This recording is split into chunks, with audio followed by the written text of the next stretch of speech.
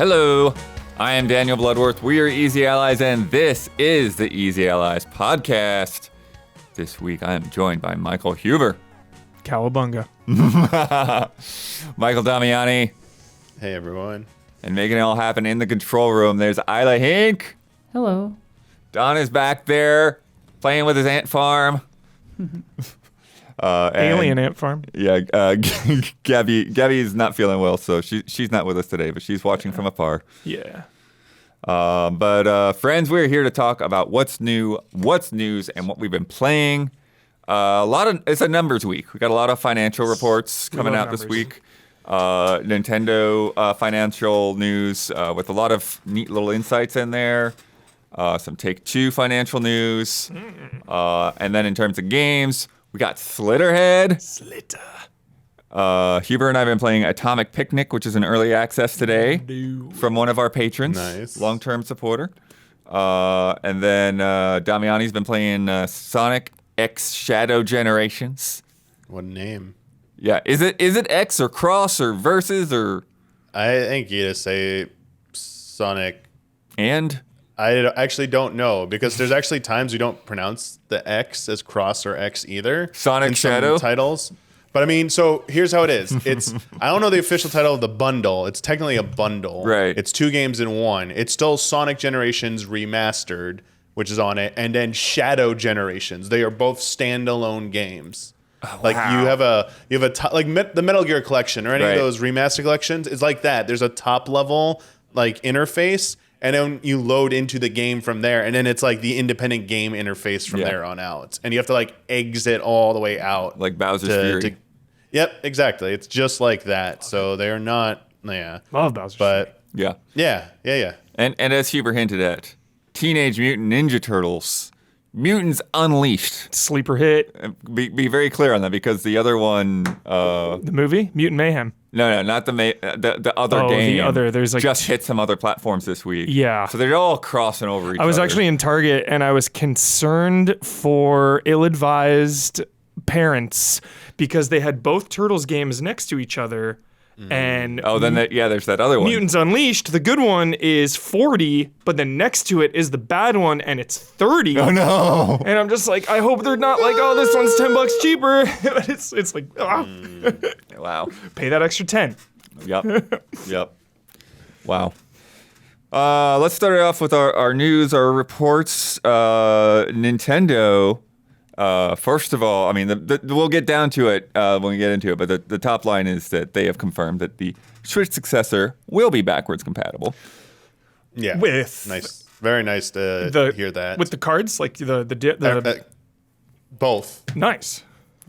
Yeah, I mean, they really didn't specify, but basically they said that, like... They would not have said if they meant only one. Yeah. It would have been like, But they also said, like, NSO is, like, Switch same Online thing. accounts. So, like, so the ecosystem is pretty much coming, like, or will be have that same functionality. Yeah. So it's been, like, that's one of, like, probably the surest rumors that's been around for a while now. So it's good to just, like, have, like, the head honcho saying, it is happening. Confirm it, lock it in. Yeah. That's great. Yeah. Great. So I'll get into the details a little later. But first of all, it's interesting because they kind of gave, like 2 separate report documents. Like, one of them was kind of like the general financial stuff, but then the other one was like, it's kind of like a retrospective on, like, the whole Switch, like everything from this generation, and like talking about what's, what's kind of helped them move forward and everything. Mario Kart 8.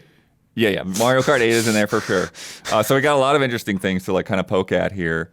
And this is the first half of the fiscal year for this year for Nintendo. Mm-hmm. So far this year, they've sold 4.72 million new Switch units and 70.28 million software units on Switch. Wow.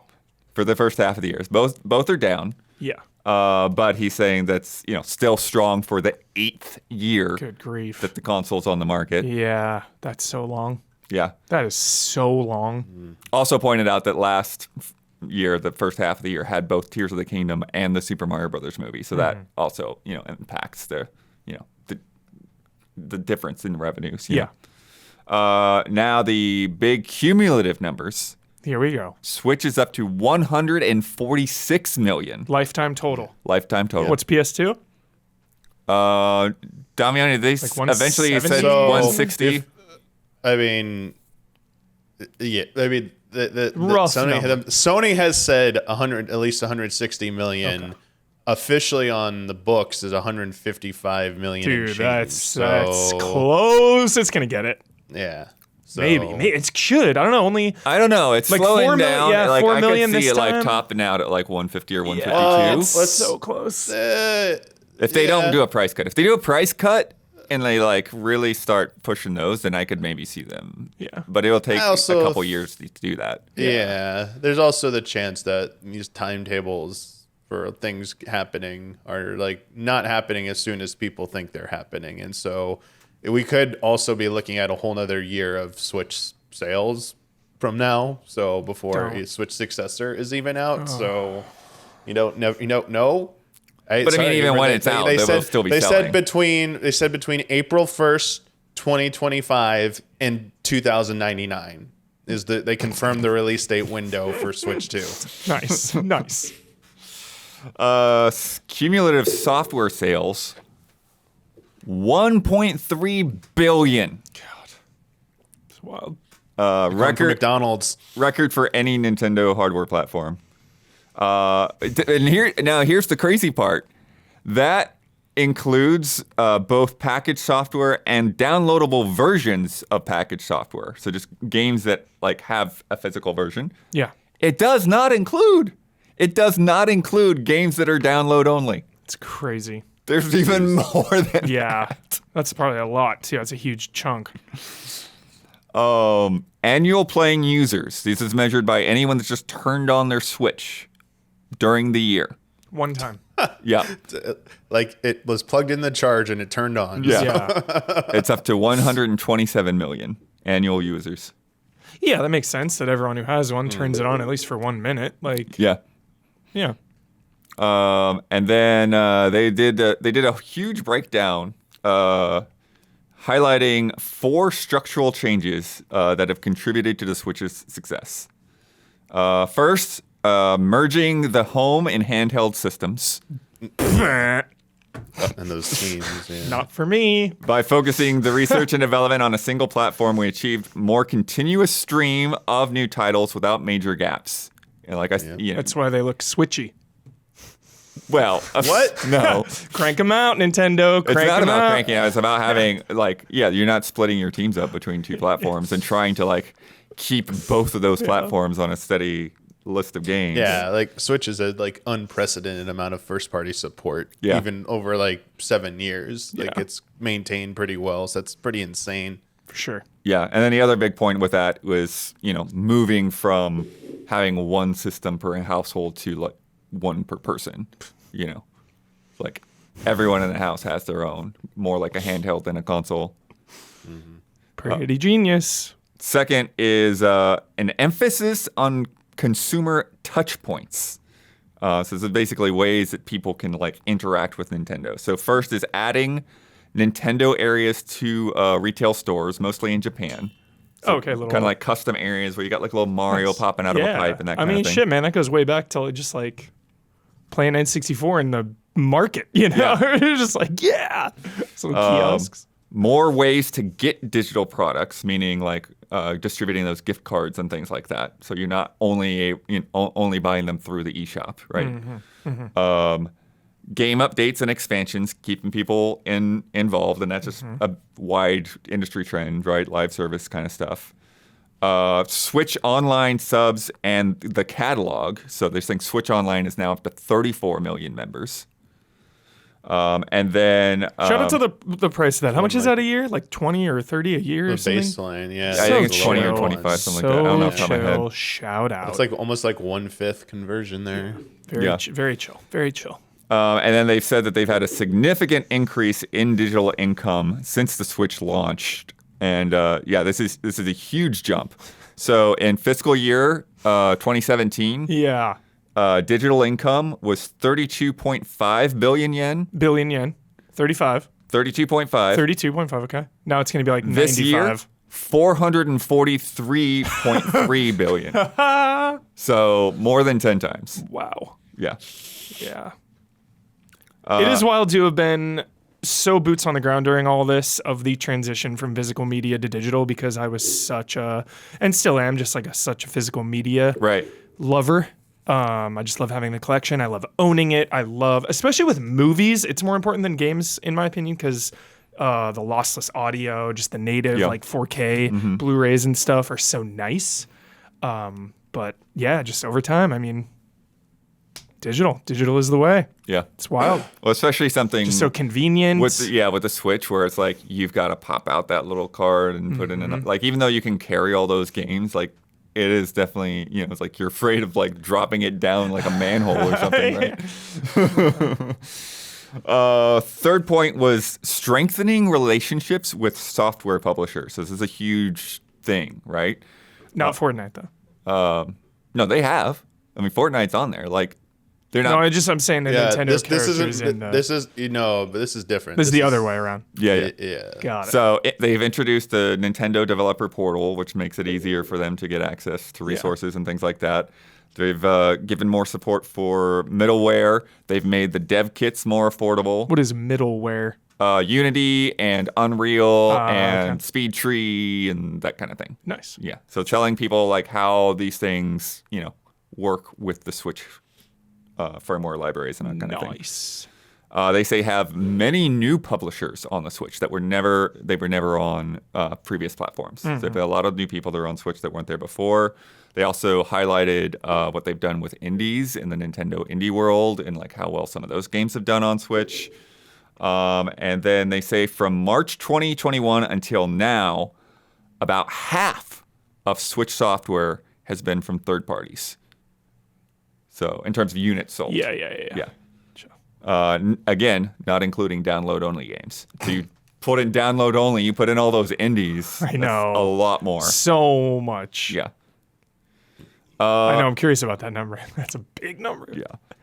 And then the fourth pillar, or whatever we're calling these things, category, regional expansion into growing markets. So they've done a lot of this work behind the scenes that we might not notice.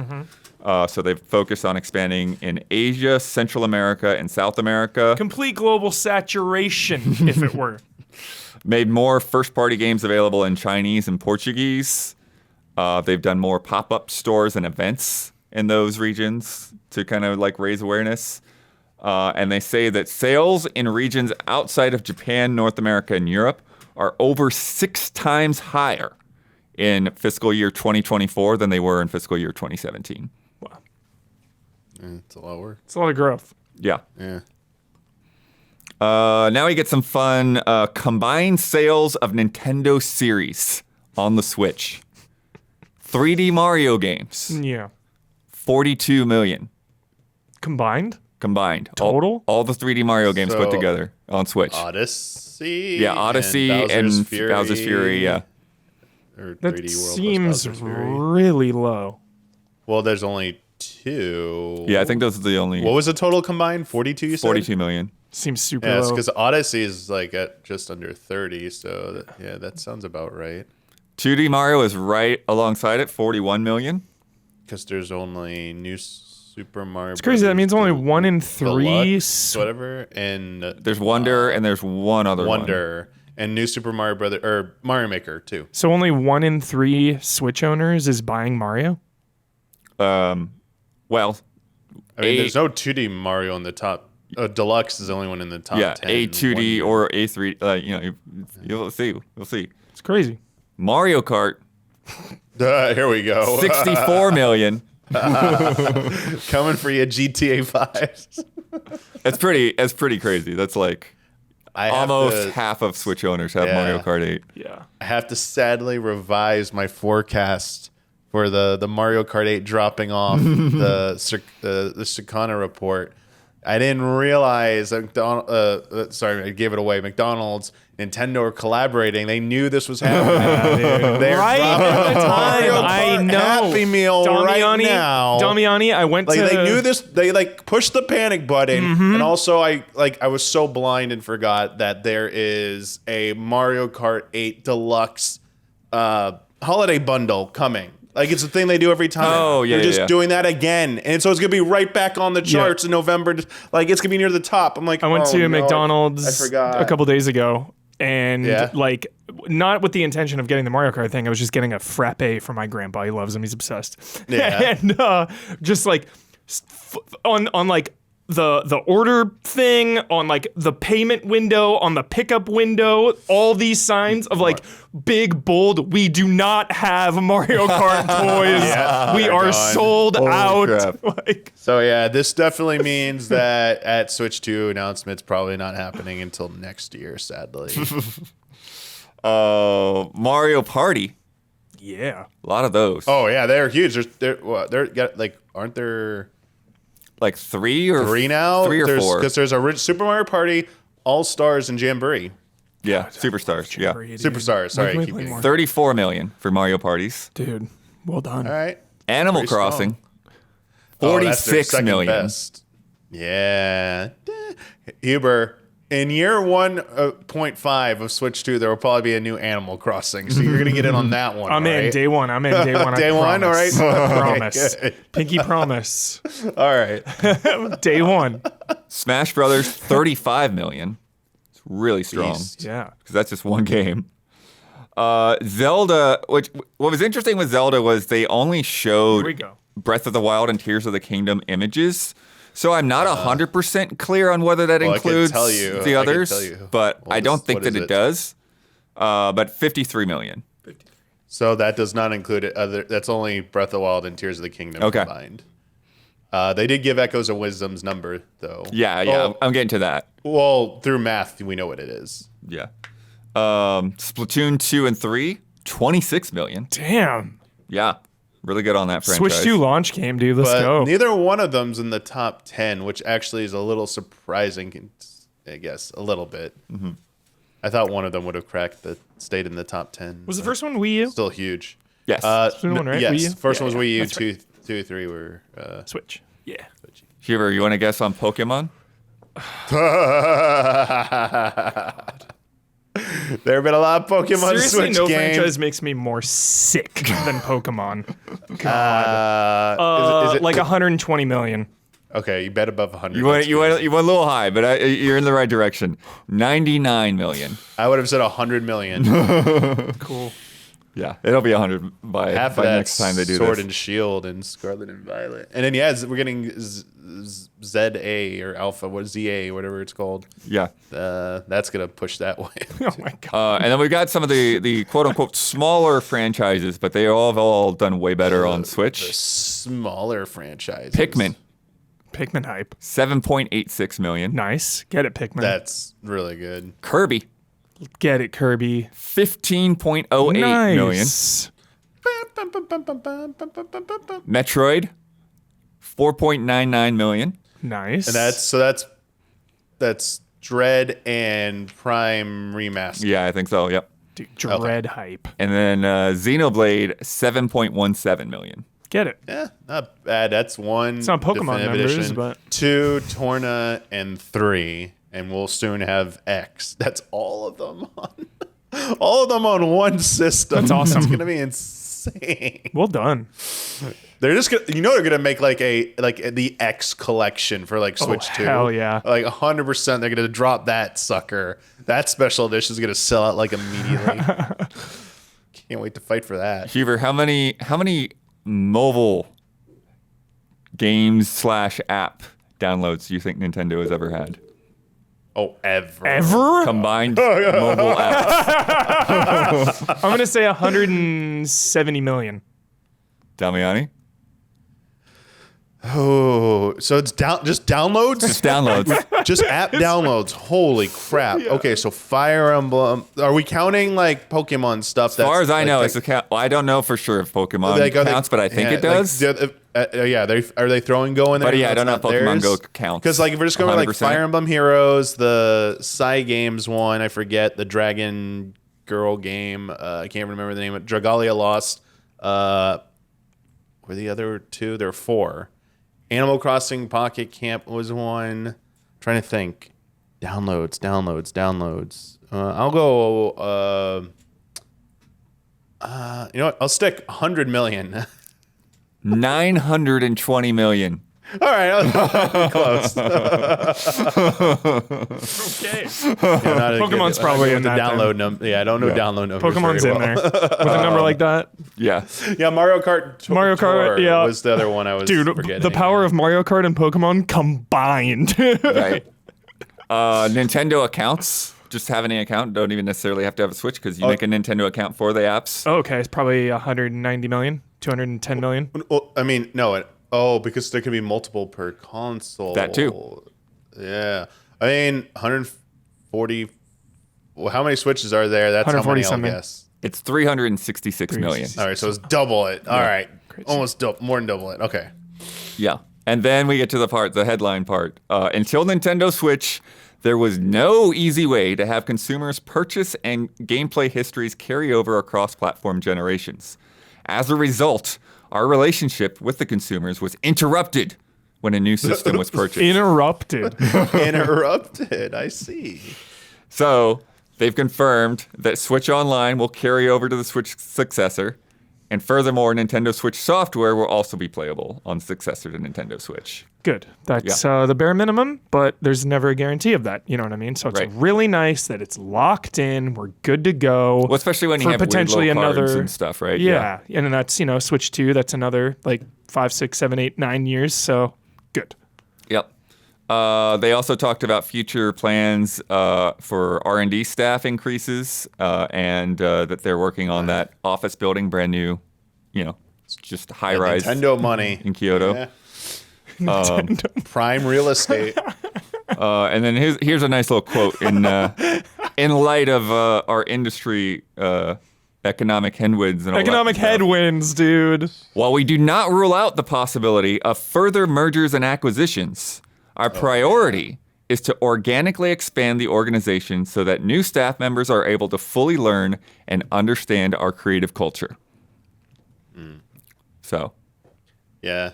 Bring people in rather than just buying up whole companies and then shutting them down when their thing doesn't work out. Embracer. Yeah. Yeah. Well, I mean, Nintendo has done this too, not to the extent, but this is probably why, they prefer to do it this way because let's not forget recently Alpha Dream, who was making Mario and Luigi before. But Alpha Dream wasn't a Nintendo, were they? But they got shut down because... Sure, but they were like a third-party contractor. But yeah. But yeah, it was kind of due to Nintendo, Sure. What did you say? I mean, maybe. Yeah, I guess if Nintendo is not wanting to keep ordering business from Nintendo them, was getting the blame for that and the flack for that, when it was announced. So yeah, I mean, I wouldn't say maybe they're necessarily fully liable, but the reason. But I don't know. Maybe, what was the other? There was another one though.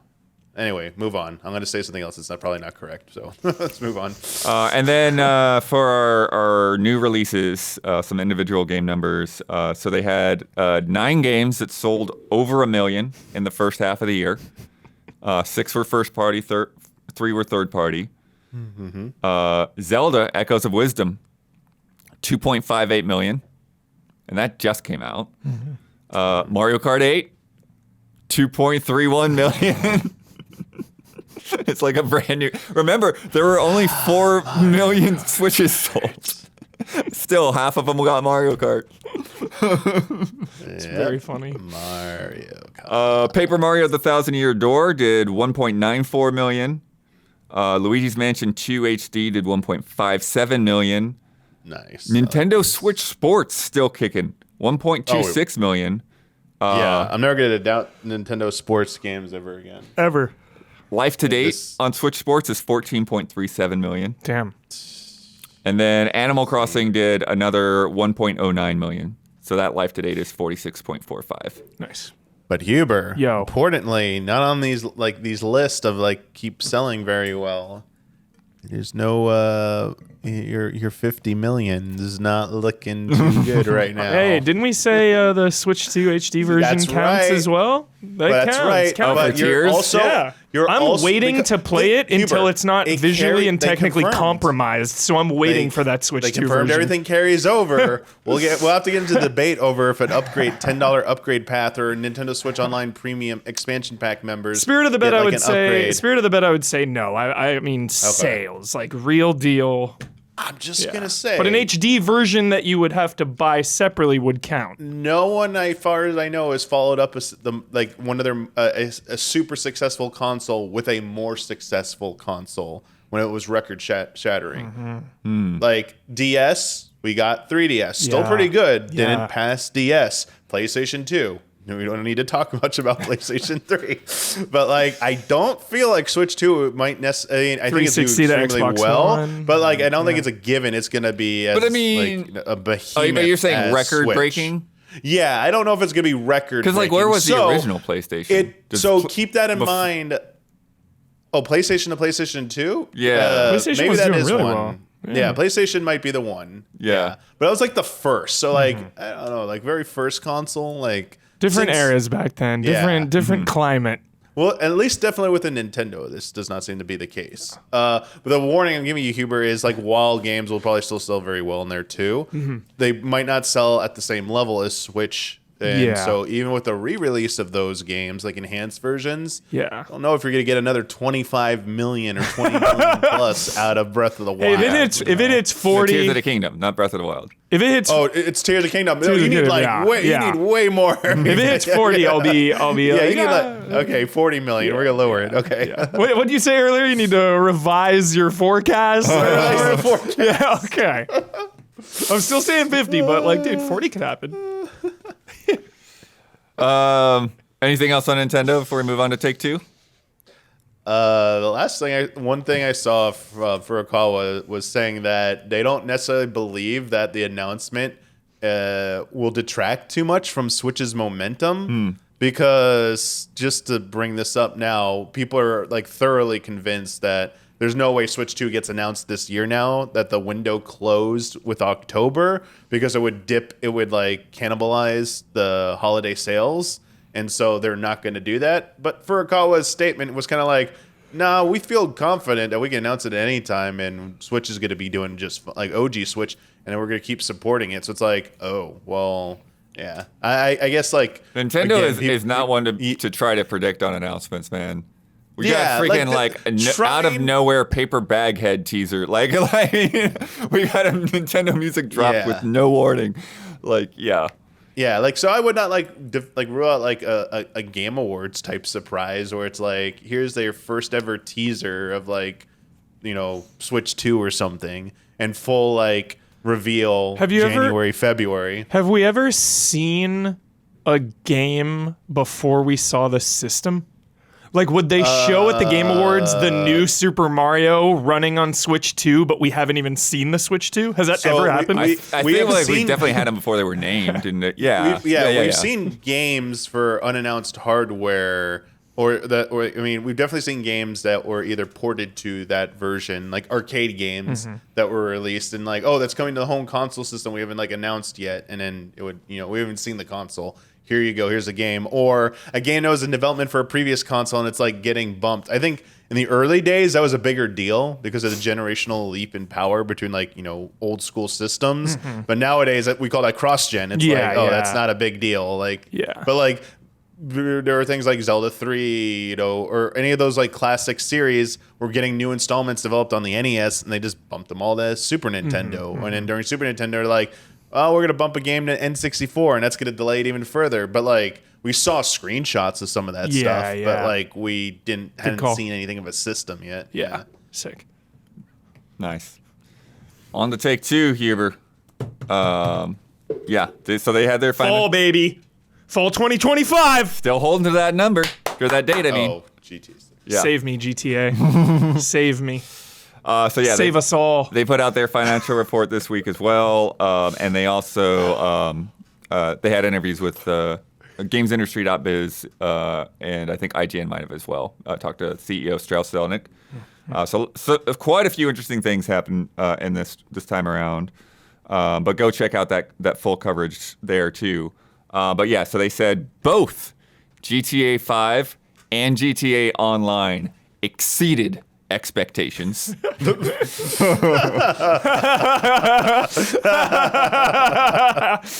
was close, but it did. It did break our expectations. GTA 5 has now sold 205 million units. Jesus. Huber, have you ever again. checked out Repeat it. GTA Plus? I know what it is. I've you never ever- subscribed to you've it. never No, subscribed? Never. Is that like a streaming service? It's basically like a battle pass-esque type. Not a battle pass, but it's a that makes subscription for GTA Online that gives you a Online? ton of stuff Gotcha. monthly or bi-monthly or whatever it is. Yeah. Subscriptions for that went up 35%. Wow. And they are attributing I guess they added Bully. There's some library that you get, and so now you get Bully with your GTA Plus. I remember when that came out, because everyone initially thought it was going to be a Bully remaster, but it's just like a port. Everyone's like, oh, Bully. I was like, oh, just port. So sorry, what was the number again for GTA? 205. 205 million. 11-year-old game now. So took 11 years and multiple versions. I mean, there's a PS3, PS4, and PS5 version. Yeah. And then, of course, Xbox PC 3 as well. times the sales of Mario Kart 8 Deluxe. Yeah. This is 3 generations, though. Yeah, 3 gens. Mario Kart started in 13, 14 on Wii U technically. Yeah, so, true. And it was Switch. That's like been 7 years. So Crazy. it's quite a bit of time. Yeah.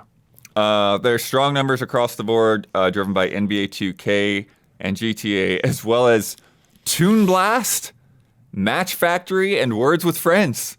Well, Words with Friends, I know that one. Yeah. Okay. My mom still plays Words with Friends. Yeah. NBA in particular recovered from weak sales from the prior year. That sold almost 4.5 million units, and he partially attributed that to delivering a better game. Yeah. Imagine that. Yeah.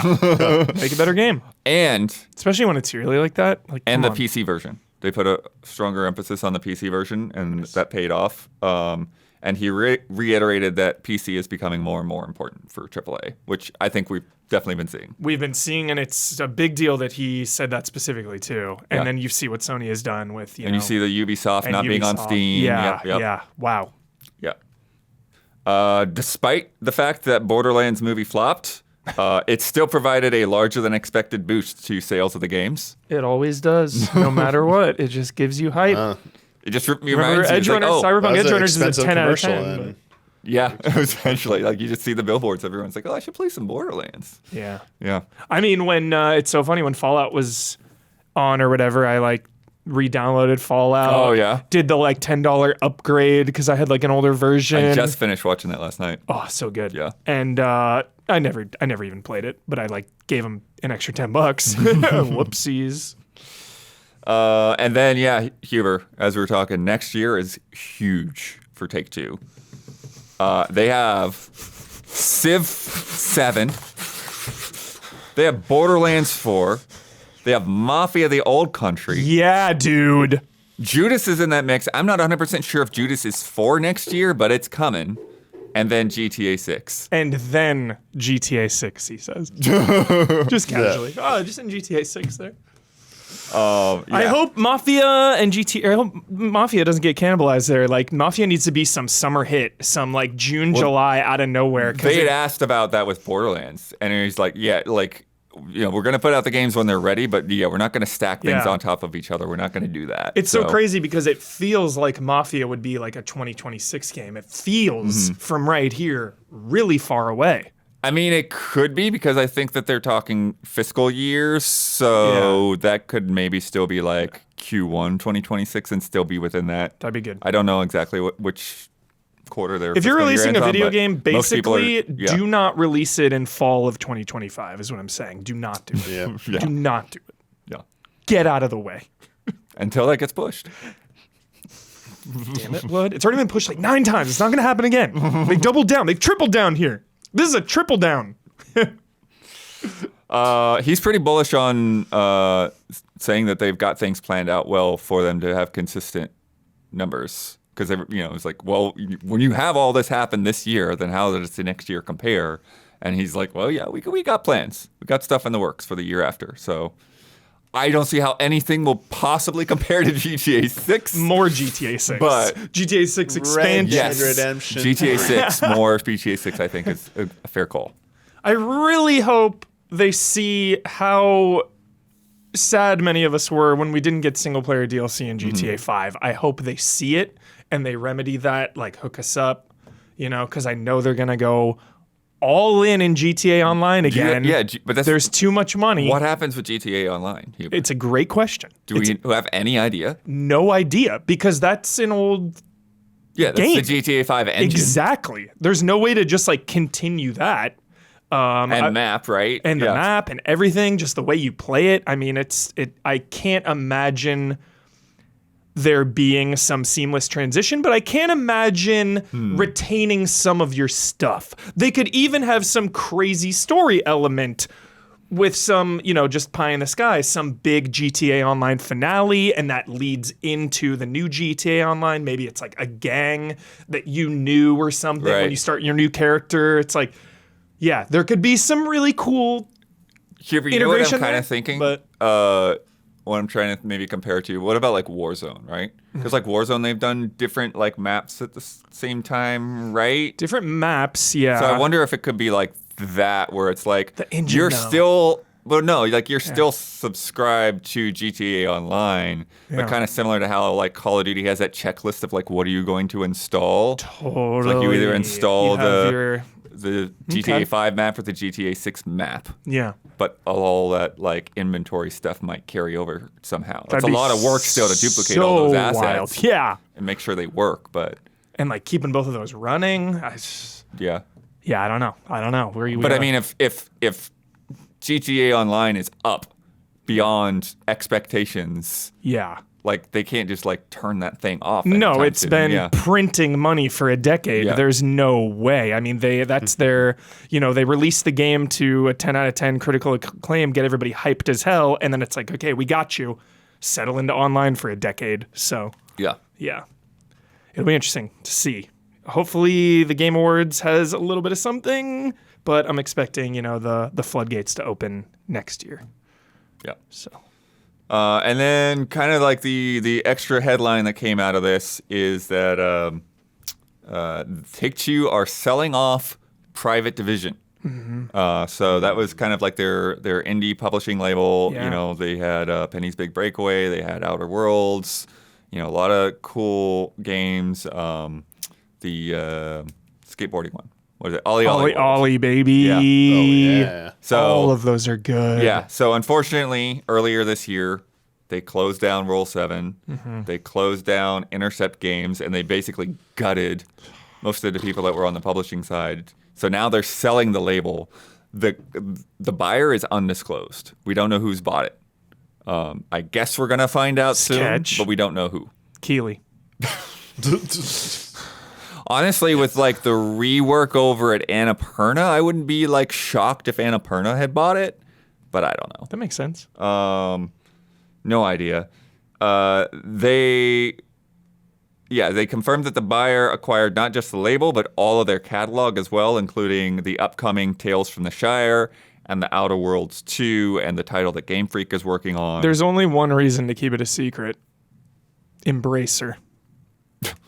No, it's they want to have their own announcement, right? Yeah, who knows? Then maybe they'll reveal what the Game Freak game is or something. Yeah. The weird little question mark that they have in there, though, is that I guess the other weird little question mark. Take-Two says that they will continue to support No Rest for the Wicked, which is in early access right now. But I don't know if that means that like they're going to collaborate with the new buyer, or whether like Take-Two is just going to like, we're going to keep this one for ourselves. I wasn't 100% clear what that language meant. Yeah. And then when asked about why they're selling, Strauss, dude, he basically... Let's hear the boilerplate. He basically just said that they're more interested in AAA and mobile, and quote, "The team of Private Division did a great job supporting independent developers, and almost to a one, every project they supported did well. However, the scale of those projects was, candidly, on the smaller side." And we're in the business of making great big hits. Oh, really? 200 million or bust, dude. 200 million in sales or bust. Wow. Just I mean, it's depressing as hell, of course. It's super depressing, but I mean, if you're making GTA, like, you're all in. Right. Right? Like, isn't that an all hands on deck game? I don't know how you could ever make other stuff when you have a GTA coming out, you know? But this is like, but indie publishing is like, you're basically just funding other people to go do their thing and diversify your portfolio. Yeah. You know, but it's like, nah, you guys aren't big enough. It's pretty condescending. Kind of. Well, I mean, because the thing to me too is like, okay, like obviously like they're printing money with GTA and Borderlands and NBA, and like I get it, but it's like, I don't know. It just feels like if you're looking out for new creative studios, like, you know, like with the Penny's Big Breakaway thing, right? Like that's the Sonic Mania team. Yeah. You know, it's like one of these guys is gonna break out. One of these guys is gonna be a Balatro or some something. Hi-Fi right? Rush, you know, Balatro like, hype. Yeah. Yeah. So, but they're like, nah, not big enough for us. Dude. The hell, man. But there it is. That is the news, the big ones for this week at least. Isla, you around? Not big I'm enough. here. It is time to talk about Slitterhead. Slit your eyes. I'm going to slit your eyes. She forgot to play a little bit of this at Gamescom. Gamescom, too. yeah, but I have not been able to play the full version. Yeah, I put about 3 hours in yesterday. Nice. So yeah, I get a little bit of idea of like how it gets beyond Yeah. that intro and all of that. But I'll let Isla start since I've been talking so long. It's good. Hell yeah. Do you like Siren or Silent Hill or Mind Jacking? Love mind jacking. And if you can tolerate games that are very strange and rough around the edges, It is the deadly premonition of this year. It's not that bad. I would Okay, say it okay, is. okay. Well, it's differently charming than Deadly Premonition. Like bad isn't even a word I use for Deadly Premonition. Hell yeah. It's just charming in its way, you know. Lovingly janky. Yeah. And Slitterhead it's wild. It's very odd. The musical choices are very interesting.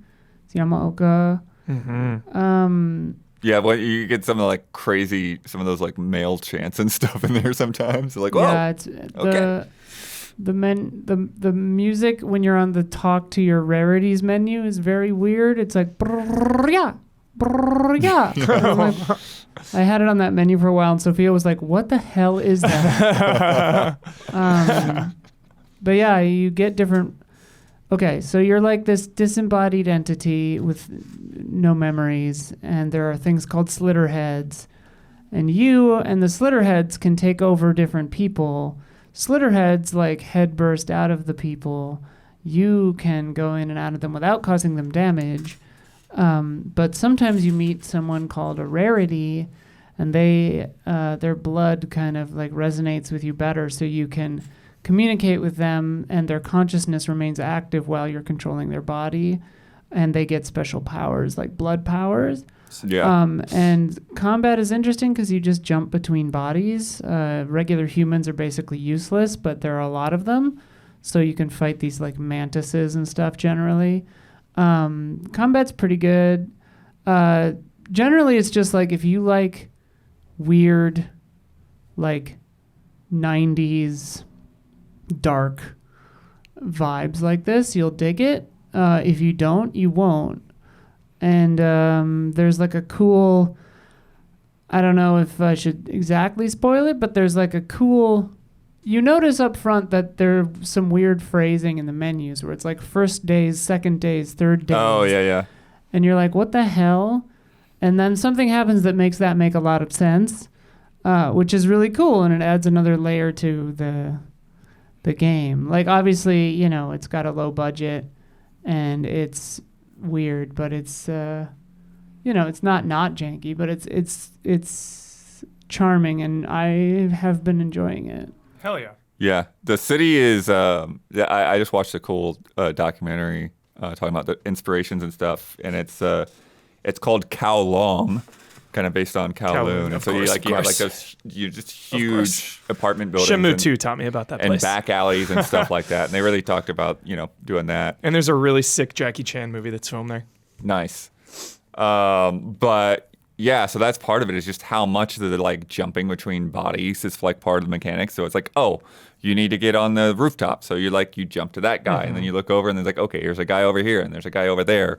And then it's like, oh, I need to get back down. So like you just have somebody jump off the roof and switch bodies before their body hits the ground.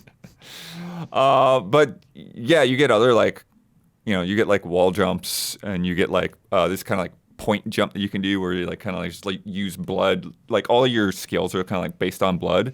And so that's kind of like a trade-off to where it's like when you're using a skill, you're taking away from your health. Got it. And so you kind of have to be careful of that. And Some balance Naruto that. shit. Yeah. But then like any blood pools that are on the ground, you can like suck in to like heal yourself. Nice. There's one character, Huber, who their like special weapon is a shotgun that fires their own blood. Yeah. And it does a lot of damage, but it takes like half of your health to do it. Yeah. That is incredible. And you can make this guy actually. Yeah, the biker guy, The yeah. biker guy. And you can sick. You can make humans into time bombs. You activate them, and then 5 seconds later they explode. Fuck yeah. Which Love kills it. them. Yeah. Like that's Awesome. the thing about the game is that it's kind of like very morally gray, where you're like you're the hero, but you're also like killing hundreds of people too. So Yeah. Yeah. Dude, It's like I love that Kakuzu shit right one there. of the first things that like the spirit even remembers is that, that its mission is to destroy the Slitterheads. Yeah. And it doesn't I'm watching really They know Live why. Tonight. But it's interesting because it's like it also starts to kind of like sort of absorb the personalities of the rarities in certain ways. And so in between missions, like they're like these little conversation trees that you have. And basically like you talk to the other person until you hit on like the conversation point where like they figured something out and it's like, now that'll get us to the next mission. Nice. the way the conversations are presented is very strange, but it's fun. Yeah. Like you'll see the room, and then you'll see the person floating and rotating in the middle of the room. Yeah, it's and just like then a close-ups of their face. It's so fun. Floating character model, yeah. Yeah, and like, I don't know, it's surprisingly gritty. Like I didn't expect like nudity and like Yeah, I didn't either. It's very gritty and very like dark and Hell subject yeah. matter and vibes. It's not a horror game. It's not a survival horror game. It's like an action adventure, like whatever. Yeah. But it's cool. Yeah, it's like more like sci-fi craziness. Like you get these premonitions of the future and stuff like that. I too. highly recommend the movie The Hidden, 1980s sci-fi movie with Kyle MacLachlan. But yeah, 10 out of I got the first 3 characters so far. So like Julie is the one with the Wolverine claws. And then the Anita. Anita she has like poison darts, but then she also has a thing where she can just like basically just like put out a mist that makes humans appear. Whoa. So that you can get more people to fight alongside of you. But then she can also mind hack them so that they all like swarm an enemy. Sick. And then Her weapon is like a twin blade, but it's inspired by her mascara brush. Yeah, it's a halberd. All the blood halberd. Love halberds. All the characters' weapons are like inspired by something in their life. Like Julie's is because she had like a manicure once and she like kind of liked it but sort of hated it, but it like became her weapons. It's very strange. Yeah. And then Alex has the shotgun and he has like this gravity well thing. And then you get skill points so you can kind of level things up, level up your weapons and each of your skills and your like health and durability and that kind of thing. And it's per character. Yeah. So like there are some pretty necessary upgrades that you'll just kind of get for all of them as you find them or whatever. Nice. And then once you've gotten past like a character's story mission or whatever, then you you can choose 2 of the rarities to go out on a mission. So you kind of pick like your party. Nice. And I don't know how many more that there are later on. I'm assuming we're going to meet some others. Yeah, I'm not sure. It's really cool. The look and vibe of it are also really neat. There's one part, I'm not sure how much of this there's going to be in the game, but there was like one part that was like a stealth mission. And it gave me some Hitman vibes, Huber. Hell yeah. Because like you hear these guys talking about this drunk dude who's like passed out in the back or whatever. Yeah. And it's like, and you need to get past them. But like, there's 2 of them, and there's no way to get past their vision cones. It's like as soon as they see you, like it's game over, checkpoint. Oh, okay. But if you go and then like possess that guy, they know him. He's regular. Walk you can on just by. walk on through. Yeah. Sick. That is one thing I'll say is like sometimes it's like, and they justify gameplay stuff with story where they're just like, some people are too dumb to be possessed, basically. And like some people don't have like, resonance, or like some people are, too closed off or whatever, which is just like a narrative justification for like, we wanted to set up this gameplay thing so that you couldn't possess these 5 people because you have to sneak past them, so they can't be possessed, like, so there are a few kind of like, contrived sort of situations like that, but like once you get used to that sort of thing, you're like, oh, okay, yeah, it's like a cool, like a lot of the conceit. structure really does like feel like a PS2 game in a way. Yeah, it honestly, similar to like Kunitsugami, it feels like a game from a bygone era. It's like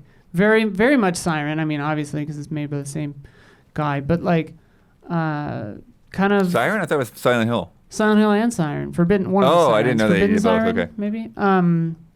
I'll check in a second. But yeah, it's very like Fatal Frame, very Siren, very Geist. Yeah, Sick. like that kind of stuff. Geist type. Yeah. Guys. I will say that like, the parry system is one of the weirder, trickier things to get I remember used that to. being hard at. Yeah. I feel like they made it easier Yeah. since Gamescom. It was like basically tough. impossible for me in Gamescom, and now I can do it pretty well. Mm-hmm. But the timing, is Because fucked. it's like it shows you like a flash of like what direction you need to push to like parry on the Yeah. control stick. But that's not the timing. You still have to like watch the character's animation to time the deflection. So it's almost it's, like a forewarning. It's like, this is where it's gonna be. Now hit it back like at the right time. yeah, it's Toyama, so it's Snatcher, Silent Hill, Siren, Siren 2, Nice, Siren okay. Blood Curse, Gravity Rush 1 and 2, and Slitterhead. Gravity Rush 10 out of 10. Yeah, Nice. this guy's got like a pretty fucking solid oeuvre. I never played International Track and Field Oh or wow. Snatcher, but like other than that, and I guess I haven't played Gravity Rush 1 or 2, but yeah, It's good stuff. I should. Yeah, they're good. Yeah, I played Gravity Rush 1 and 10 out the of second 10 one. games. Yep. I like 2 too. But yeah, it's pretty cool. It's pretty weird, but like you kind of get into like I'm just now getting into like kind of pulling the threads on, Slitterhead like hierarchy and stuff, and Dope. the military's getting involved, and like, oh, it's getting wild. Excellent. Yeah. Huber, Yo. you and I got to play Atomic Picnic. Yeah, dude. Yesterday? Was that yesterday? Yeah. No, 2 days ago. Whenever that was. Yeah, that was Tuesday. Yeah. And this is out in early access today. It's $20. Yeah. It is from Bitcake Studio, who are in Brazil. Mm-hmm. But they are headed up by one of our longtime supporters. And it was written by Kyle Bossman. And apparently Kyle wrote stuff. The lore. Yeah. Oh no. Yeah. You can skip ahead a little bit because this is like the hub area. But here we go. But yeah, this is sort of like team-based, like horde chaos. It really felt like a anime version of Space Marine 2. This game fucking rips. Yeah. Like straight up. This is early access and it was already so much fun. There's 4 different classes. They all have different abilities. I was the character with a giant hammer, the tank. You can like charge up this hammer, and when you're taking damage, when you're charging it, you're kind of immune to stuff. and then you just like slam them down.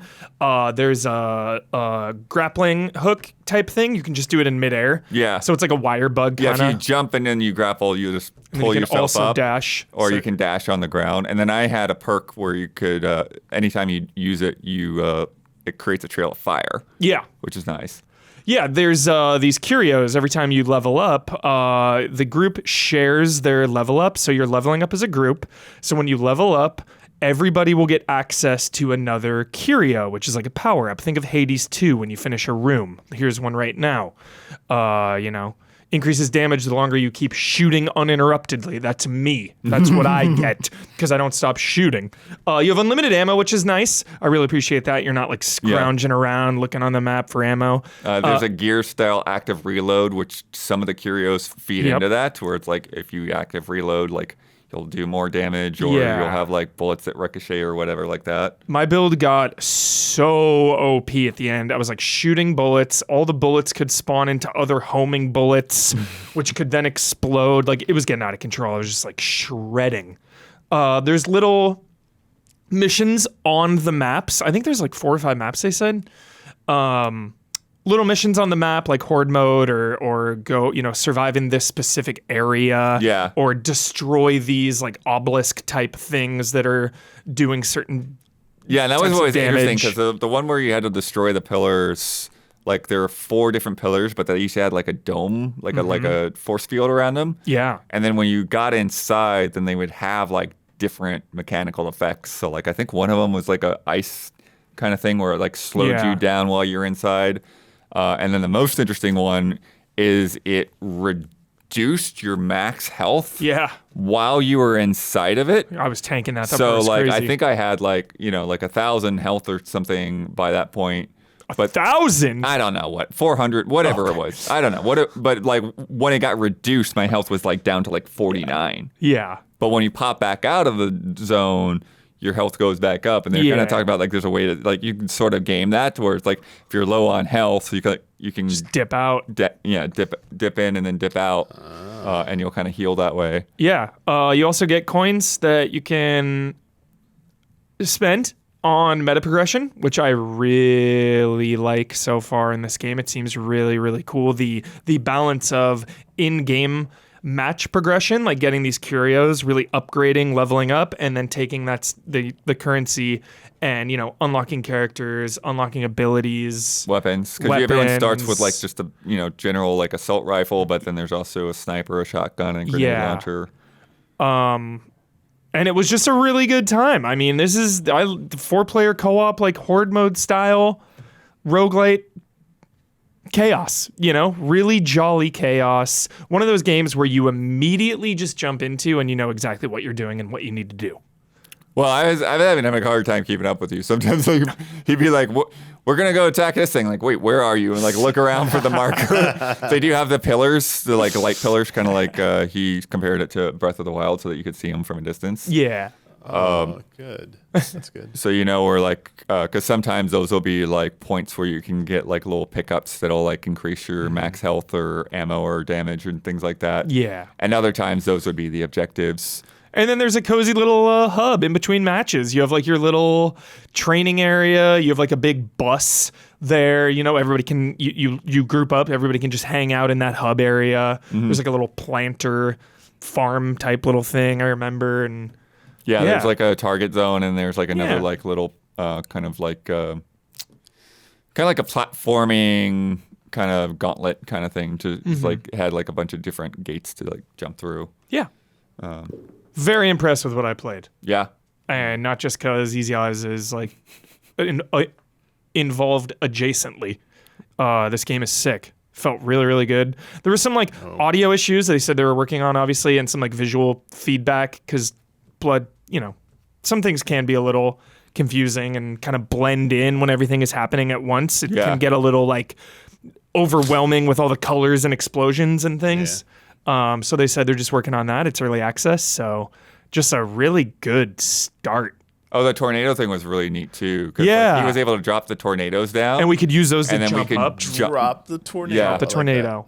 Heighten your jump. I play like a tank, so I could get cursed curios that would like reduce my jump height in favor of other things. Yeah, but then you couldn't get up to the one point. I was like, oh, it doesn't matter who's jumping. I don't need this. Like, whatever. And then I like couldn't get places. I was just like I felt like an anchor. I was just like, jump up, dude. Like, it's really good. That's funny because I was kind of doing the opposite where I was like avoiding the cursed ones because I think the ones that like were popping up for me, at least the one I wrote down was like it was going to increase my cooldown and like the AOE of like my damage. Yeah. But the actual damage that I did was going to decrease.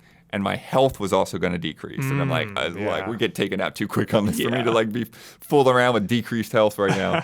First match, Developers always like to like blow us up with smoke, so I don't know. Literally. But they seem to be impressed that we actually beat the first picnic. Our first try, we won. Yeah, they were like, "What?" There's this crazy boss at the end. It was like a big old chameleon, like shooting laser beams and stuff at us. Good. That guy took a while. Yeah. That was good. They said there was a strategy, but I didn't really understand. I just kept shooting. So, I don't know. I do feel like there are times where like with some like moments like that when we're fighting the bosses and the mini bosses, and like you were saying with the jump thing, where like it would be easy for me to like fall off a cliff and then try to get back. Yeah. And like, oh, you're out of the zone. I'm like, well, I'm just trying to figure out how to get back to where I was. Yeah. But again, it was the first time. First time, early access. Yeah. Really impressed with where it is already. So keep us on your radar. If you're not already hopping in for early access, $20. Yep. Sick game. Good stuff. Yep. Thank you, Edu, and to the publishers over at Mad Mushroom for inviting us. Heck yeah. It was great. Just a good time. We've got more to come, but if you've been enjoying the show so far, please take a second to like and subscribe and ring that bell on YouTube. It helps us and it helps you stay connected. Also, get in on those podcast reviews and all that good stuff. And if you want to sponsor us, if you want to put your name in this box right here, get Isla to read a minute to 90 seconds of copy, email us at info@easyallies.com, info@easyallies.com, and we will get you all of the details. I give very high energy, enthusiastic ad reads. It's true. Damiani. Yes. You have been putting a little time into Sonic X Shadow Generations. We'll go with X for now. Wait, right, did you look it up? Is Keanu in this? No, not yet. There's going to be a DLC. December something. It drops like 12th, I believe. Got it. There's the DLC activates for the Sonic 3 movie DLC activates then, I believe. So it's not in the game yet. I mean, maybe it is, and there's I don't know. Like, But wait for the movie. Yet? Yeah. So it's the game voice of Shadow. Yes, it's just It's just Cool. I'm not sure who does the voice work for it, but it's not Keanu at the moment. Nope. Chill. So that's not that. Cool. That is not in there. Damiani, I hope you have good things to say, man, because my memory, I'm only going off my memory. I always loved Sonic Generations. How's it hold up? I was going to say, because like Shadow Generations, you should have no memory of. Because like, no. Just Sonic Generations. Wait a second. Yeah, I mean, it is like a sequel to Shadow the Hedgehog. Like, I guess it follows up those events. So Sonic Generations, I played that back at Game Trailers, the original one when it came out like in 2011 I think we played the 360 version of it. I believe Sounds I played. And I thought it was pretty cool and good. Yeah. I thought it was cool because at that time, Sonic was having troubles. Definitely. I mean, a few years earlier, we just had Sonic 09, we had 2006, we had Unleashed, we had the Sonic Dark Chronicles Brotherhood. Oh, that BioWare RPG. I was so hopeful for that. I was like, dude, this could be kind of cool. And then I played it again. I was like, this, like, I remember Ryan Stevens coming over and goes, so is it good? I'm like, it sucks. It was mostly that it was just like really boring, right? It was just boring as shit. I was like, oh my God, please, can I stop playing this? No, you got to review it. I'm like, no. But Generations was really cool because it had a really return to like it was just a campy, stupid story. I mean, Sonic's like celebrating. It's the birthday. It's Generations. So like they're celebrating at the time the anniversary of Sonic, and they're having a picnic and everything. And like something goes wrong, and like Sonic, it's modern Sonic. An atomic picnic? Yeah, seriously. What? An atomic. Yeah, exactly. Like old Sonic, as in like the classic Sonic and the modern Sonic meet each other, and it's like, and now you can play all of these stages that were from like the older games, stages that were from like the newer games, and basically you could play them as the side-scrolling versions of them with the classic 2D Sonic controls, or with the modern 3D like going forward controls, although there's like some 2.5D segments in them as well. And like, yeah, you had like Green Hill, Chemical Plant, City Escape, like getting to play that as a side scrolling, because they have the truck chase sequence, and it's like, but they gotta do it in 2D. Like, how are they gonna do it? They do it. It's interesting. Like, I think not everything was like, it was definitely hit or miss for a few things, but I think it was more of a hit for the things they attempted. And it went all the way to like the Sonic Colors. They had like a Planet Wisp level was like the last one. Oh, wow. I haven't gone to that in this version, but I'm pretty sure it's definitely still in there. And then it has some of like the other extra stuff. Like I don't remember it being in there originally, but maybe I'm just forgetting it. But they have a Sonic pinball mini game that activates eventually, and you just go there and just keep playing that over and over again, trying for high score, and you like, it's some fun functionality to it. And yeah, so you like at any stage you play one stage at a time. You get to choose. You just hit a button to toggle between modern and classic Sonic, and you just have to complete both acts. There's 2 acts to every stage. One classic, one modern, and when you complete it, you move on to the next one. And then after every 3 stages, you arrive at a boss encounter. But before you can do it, you have to go back and do these kind of like challenges to unlock keys. And you need like 3 keys per boss to unlock them. And this is maybe where I would say it's a little bit more of a miss. And I didn't actually remember these. I was like, wait, are these new or not? I had to look up, like, I don't think these actually aren't new. Or so what they are, they're like, one of them is play as Tails, or Tails will help you fly. And so you're basically like, it's like a bad flight controls game where like you have to mash X to like stay afloat, but like you have to like let up a little bit to like, drift down. Those are so fun. Yeah, it's like a balloon fight type like level, and I'm like, okay, it's a little weird. Then there's one you get like race Amy in like the spin thing, and it's like so weird. It doesn't like it's like avoid Amy getting hit by Amy and like just win the race, but like it's so easy that you're just not gonna fail. Like one of them is collect enough rings. There was like a Knuckles one where Knuckles like you have to find points with these coins that he'll just dive in and dig them out. That one was kind of like, I don't like this one's kind of stupid. Like, you're using Knuckles for this. I get it, but like I'm gonna play as Knuckles. What the heck? I was like, this is kind of, give me like a Street Fighter thing with Knuckles. Let me destroy a car or something. Yeah. But there's also like other changes they made. There were a few like I would say like oversights in the original version, like missing like dialogue, or maybe it wasn't intentionally missing.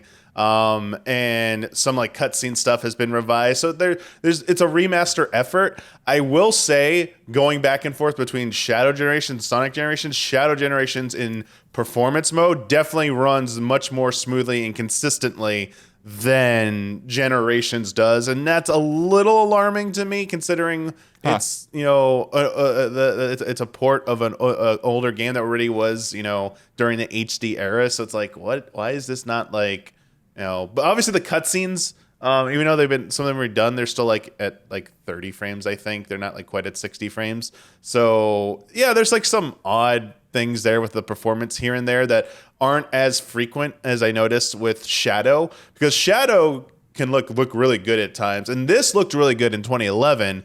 But I will say it does look like not as impressive anymore, over 10 years later. Yeah. So if you're looking for that, like it still has a good sense of speed.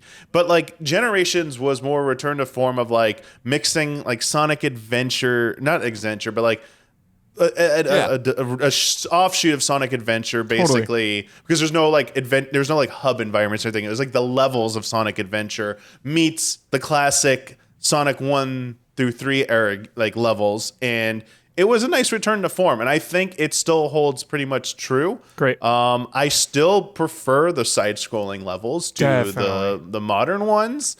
But I like some levels, I think like I already pointed out that like the side-scrolling version of City Escape is cool to see, but mechanically is a little like was still like a little like didn't like flow as well as I thought it was going to, especially like because it's my second go through. I didn't really remember. I was like, I know they do the truck sequence in the side scrolling, but how do they handle it again? Oh, it's like driving at you at the screen and you got to like jump high enough and get like out of its like path. And I'm like, this is a little weird. Like those parts didn't go as well, but the rest of it felt pretty good. And there was like, was it Sky? I was about to say Angel Islands, Sky Sanctuary.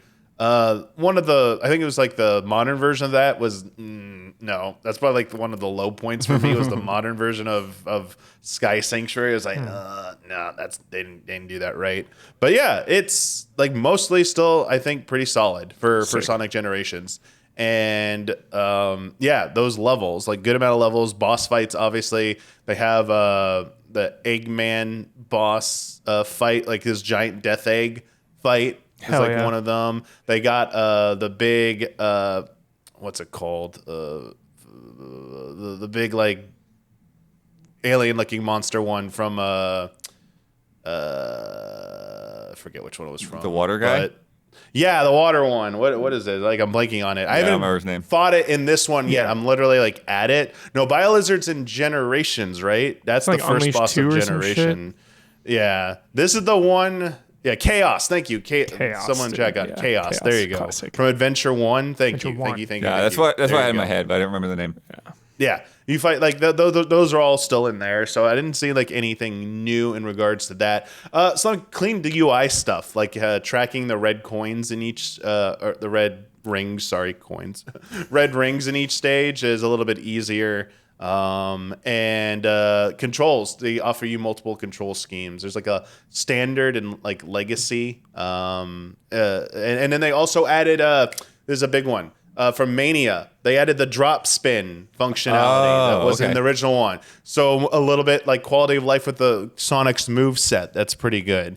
So I think, yeah, it like handled pretty well, felt pretty good to play. Even like the modern segments, which really aren't like, my favorite. I do prefer the side-scrolling ones. They still are pretty fun for the most part. So from what I played. And like, yeah, the music. Like hearing different renditions of these classic themes, these new arrangements. Any extras really like awesome. concept art behind the scenes, stuff like that? When you collect red rings, you get unlock like artwork and music, and there's like a not a museum type thing. It's something equivalent to like that where you can go and look at all that like collection stuff, and there's an extras area as well. In the menu, so you could definitely check that out. So it's like a celebratory game, so it does have all of that. So yeah, that's Sonic Generations. Like, still, I think it holds up pretty well.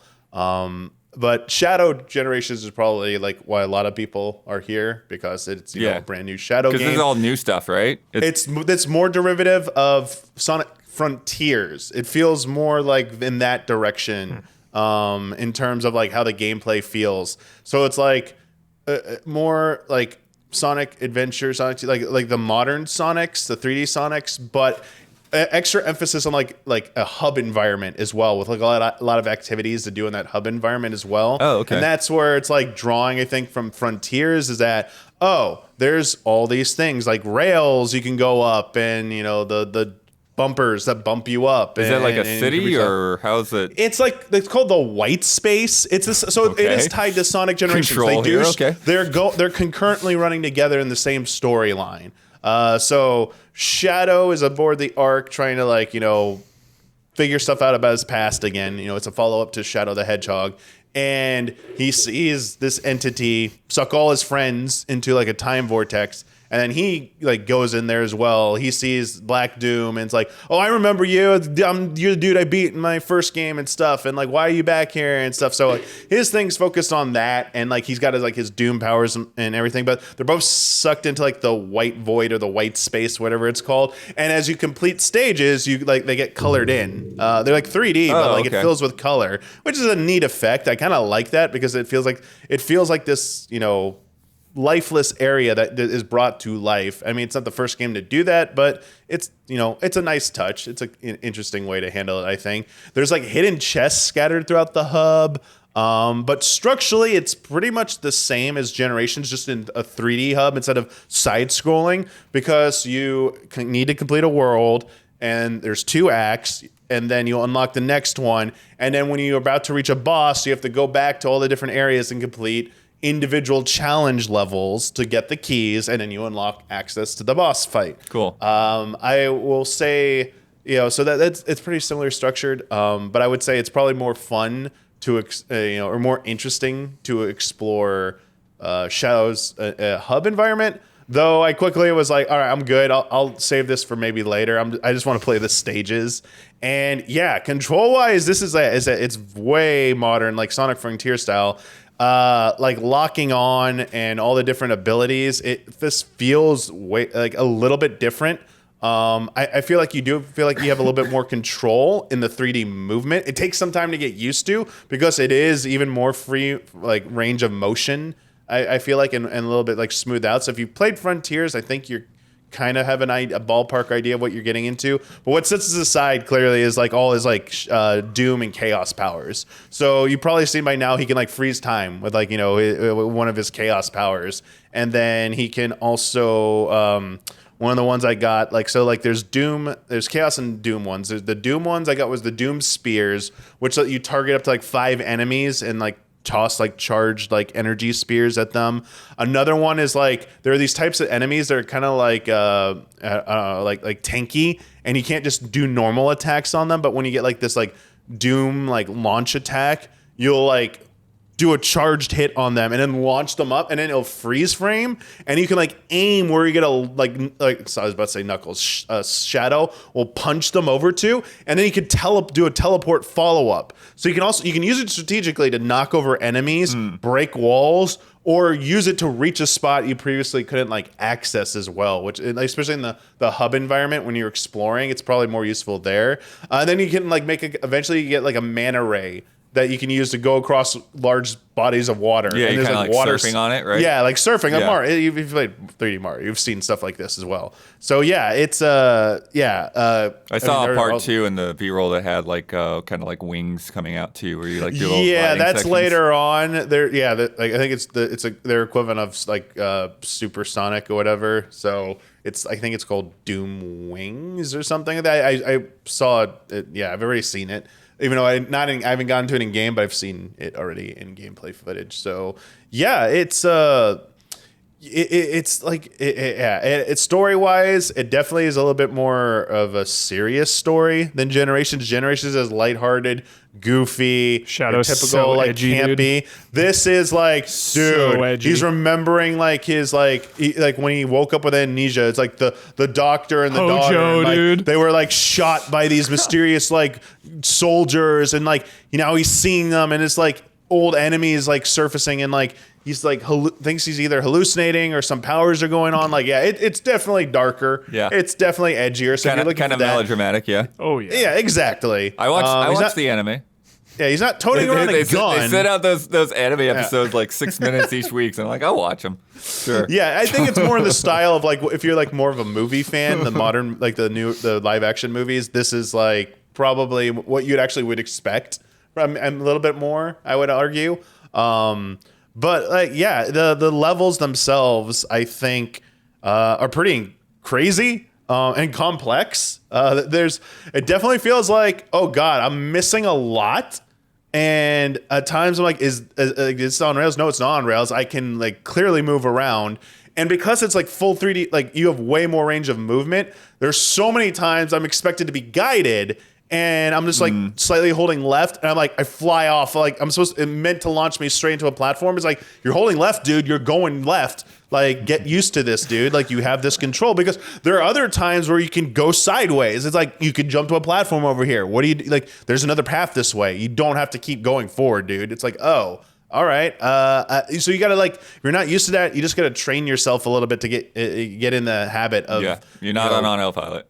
Exactly, and it is, as I said, it takes something you get used to, but it is something different, and I think it's good for them to try something like this. And it's like, I feel like it definitely feels like you need to play a level a few more times. Just completing the first, like the acts, it doesn't matter what ranking you get, as long as you complete it, you can advance. But I'm almost like, I don't feel like I really played that level very well. And I actually feel like more inclined to like, I want to get the hang of this. Because a lot of them introduce new mechanics. So like one of them is there's like these floating green, like mist clouds. And then if you use your Doom or Chaos power on it, it becomes like a magical path that like you could grind across. And like, I'm flying by a ton of those. And I'm like, oh, because there's a lot more button inputs in this one than Generations. That's the best way to put it. Got it. Way more complicated button inputs and button scheme. And so you're going to have to like get used to that. So there's a little bit of a learning curve to that. Yeah, and so it really is like you were saying with like the comparison of like Mario 3D World and Bowser's Fury. It's like, yeah, these are just different games in the same box. Mm-hmm. Yeah. Oh, yeah. It's like the only thing is that like their narratives are connected, as in they're happening side by side. I don't know if there's anything other than like they show up back at the party at the end or something like that. Like, oh, okay, that's really the extent of it. Because other than that, it does not feel like they're really that terribly intertwined. Shadow, we saved a slice for you.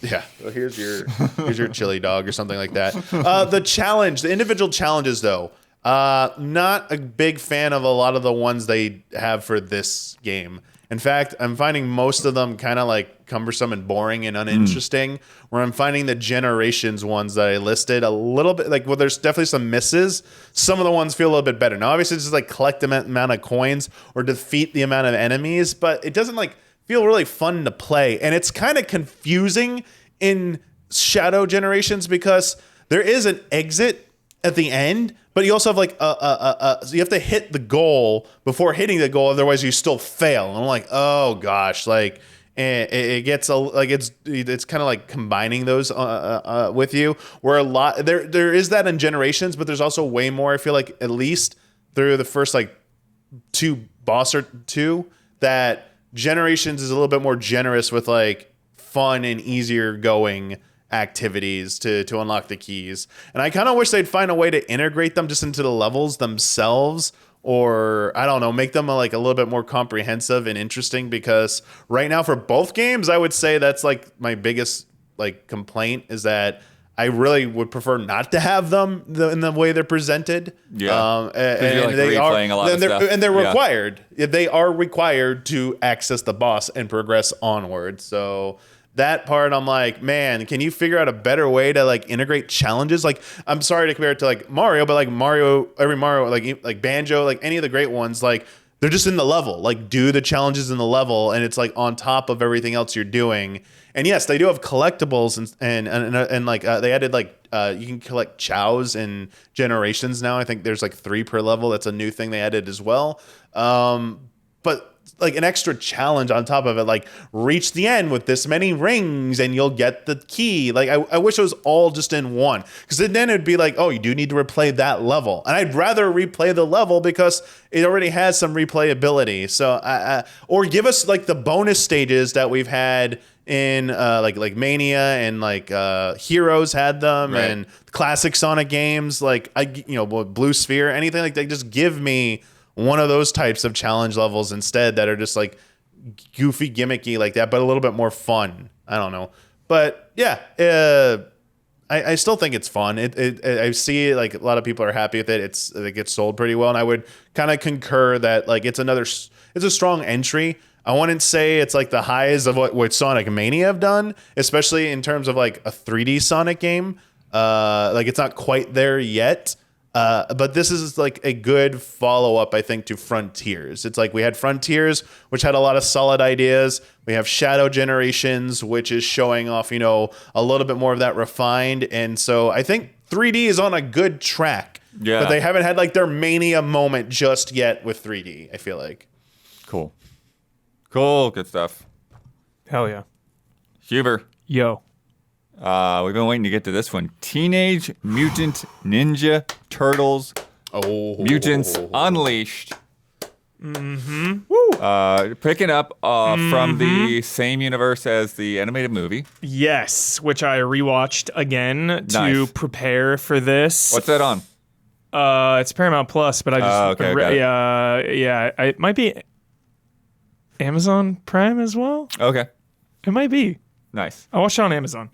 One of my favorite movies of all time, full stop. If I was reviewing that movie, I would actually give it a 10 out of 10, 5 stars, 2 thumbs up. One of the freaking goats. If you have not watched Mutants Unleashed, please do so at your earliest convenience. I'll try not to spoil that because the game, like Blood said, picks up where the movie left off. There's also the show Tales from Right. I keep forgetting about the show. Teenage Mutant Ninja Turtles, which also takes place after the movie, which is way more canon than the game. The game is canon, but there might be, 1 or 2 contradictory things later on. I've not watched the show yet. It just finished. I'm going to finish the game, then watch the show. It's a glorious, beautiful thing. They already have the movie coming out in 2026, I think they said. There's going to be a second season of Tales, so this universe is like on the rise, and it is one of my favorite renditions of the Turtles, period. I mean, it's just incredible. I really love the art style, and I'm so happy that they seem to have like pulled it off in this game. It looks great in motion. That's the one thing I would be like a little worried about is potentially performance. How does it hold up? Yeah. Because the show obviously has a different art style because it's a show. Yeah. It looks like nothing like the movie, but still really excited about it. So the game, we are swimming in sevens, first of all. Let's get that out there. Okay. We're swimming in sevens. Set expectations. But this is absolutely one of my favorite sevens of the year, no question. I love this game. I love it. It's 1 to 2 players. I've only really played single player. And it's like Persona. Oh, you said that before at the preview. The structure of this game is like Persona. It is incredible. You build bonds with people in between missions. There's a time limit. Like, you go hang out with someone and time will pass. And then you have, you can choose where you want to go. There's a big world map and you pick, like, I'm going to go hang out with April and build that bond up. When you level up the bonds, you unlock levels to different characters' skill trees. For example, Mikey's getting like famous, and he's like going on this podcast. So when you hang out, and when they're like, oh my god, the stories are so fun. The podcast isn't doing well, and the guy's gonna shut it down. Oh man! But then Mikey is like, dude, let's have like. People are super into like watching people play games on online. Let's speed run a game. So then Splinter comes in to like speed run this game because he's like the master at it. They're like, yeah, why do you think we call him Master Splinter? Because he freaking owns these games, dude. Like, so just so jolly. Rocksteady and Bebop have a DJ duo group called Be Steady. Whoa. It's just... I mean, I saw them DJing, but so sick, dude. It's so wholesome. It's so fun. Leveling up really doesn't matter. I mean, this is a super easy game. This is a game for children, like really mellow, really easy. You're never in danger. So, you were saying 1 or 2 players. Yeah. Do you like select your turtles before you go into a mission? Is that how it is? Yep. Okay. You can be anybody. So you can't quick swap? No, not that I know of. Yeah, you pick your character at the stop. You have a summon. You can like summon one of them in. Oh, okay, great. And they'll do different abilities. Like Donatello will drop like a care package in there that'll drop like some buffs and some pizza is obviously how you. Do you play or summon anyone that's not one of the 4? Not that I know of, unless you like max out a bond. That could happen. I haven't maxed any out yet. I've been trying to like. Spread those around, trying to level those up. Like April is at the coffee shop. There's some like imposter that is pretending to be her. You have to like crack that case. Okay. Splinter, the bond, will just be in the sewer. He'll give you like different training exercises that'll unlock like little challenge rooms. So yeah, it's just, I think it's so awesome to be able to like dig in to a Turtles game. I mean, obviously this is not the Cowabunga collection or Shredder's Revenge. Shredder's Revenge. Obviously, dude, those games, in my mind, are beat-em-up masterpieces. But that is usually the Turtles' strength, is having like this quick little beat-em-up game. So it's so nice to be able to settle into like an RPG, basically. You know? Just like settle in, dude. Settle into the sewer. Level up your characters. Like, go to the coffee shop and just hang out with April. Like, really being in this version of New York with the Turtles, I think, is just so rewarding. And it's like, if you like the movie and if you're just all in, like I always say, that's one of my favorite ways to really invest in big IPs. That's why I'm never like, you know, big IPs, let's get new IPs, blah, blah, blah. It's just like, dude, we get to like go to the theater and watch a movie, go home and play this sick video game, and then when we're done, commit to the TV show. Like, we are just all in on this one universe, and that's just so fun. I love it, and it's just so nice now. This was the catalyst. This was the excuse to get me back into this world of Turtles. Because, again, Mutant Mayhem is the easiest 10 out of 10 of all time. Yeah. I'm curious... have you seen like any levels that are like not just like on foot? Do you have like any like turtle van or like sewer surfing or blimp or anything like that? There's skateboarding, but it's usually like in the level. You can like grind rails and stuff. Because that's one of the things with the Power Rangers game that's coming up. That's interesting. It's just like how much variety they're putting into that one. Yeah, for sure.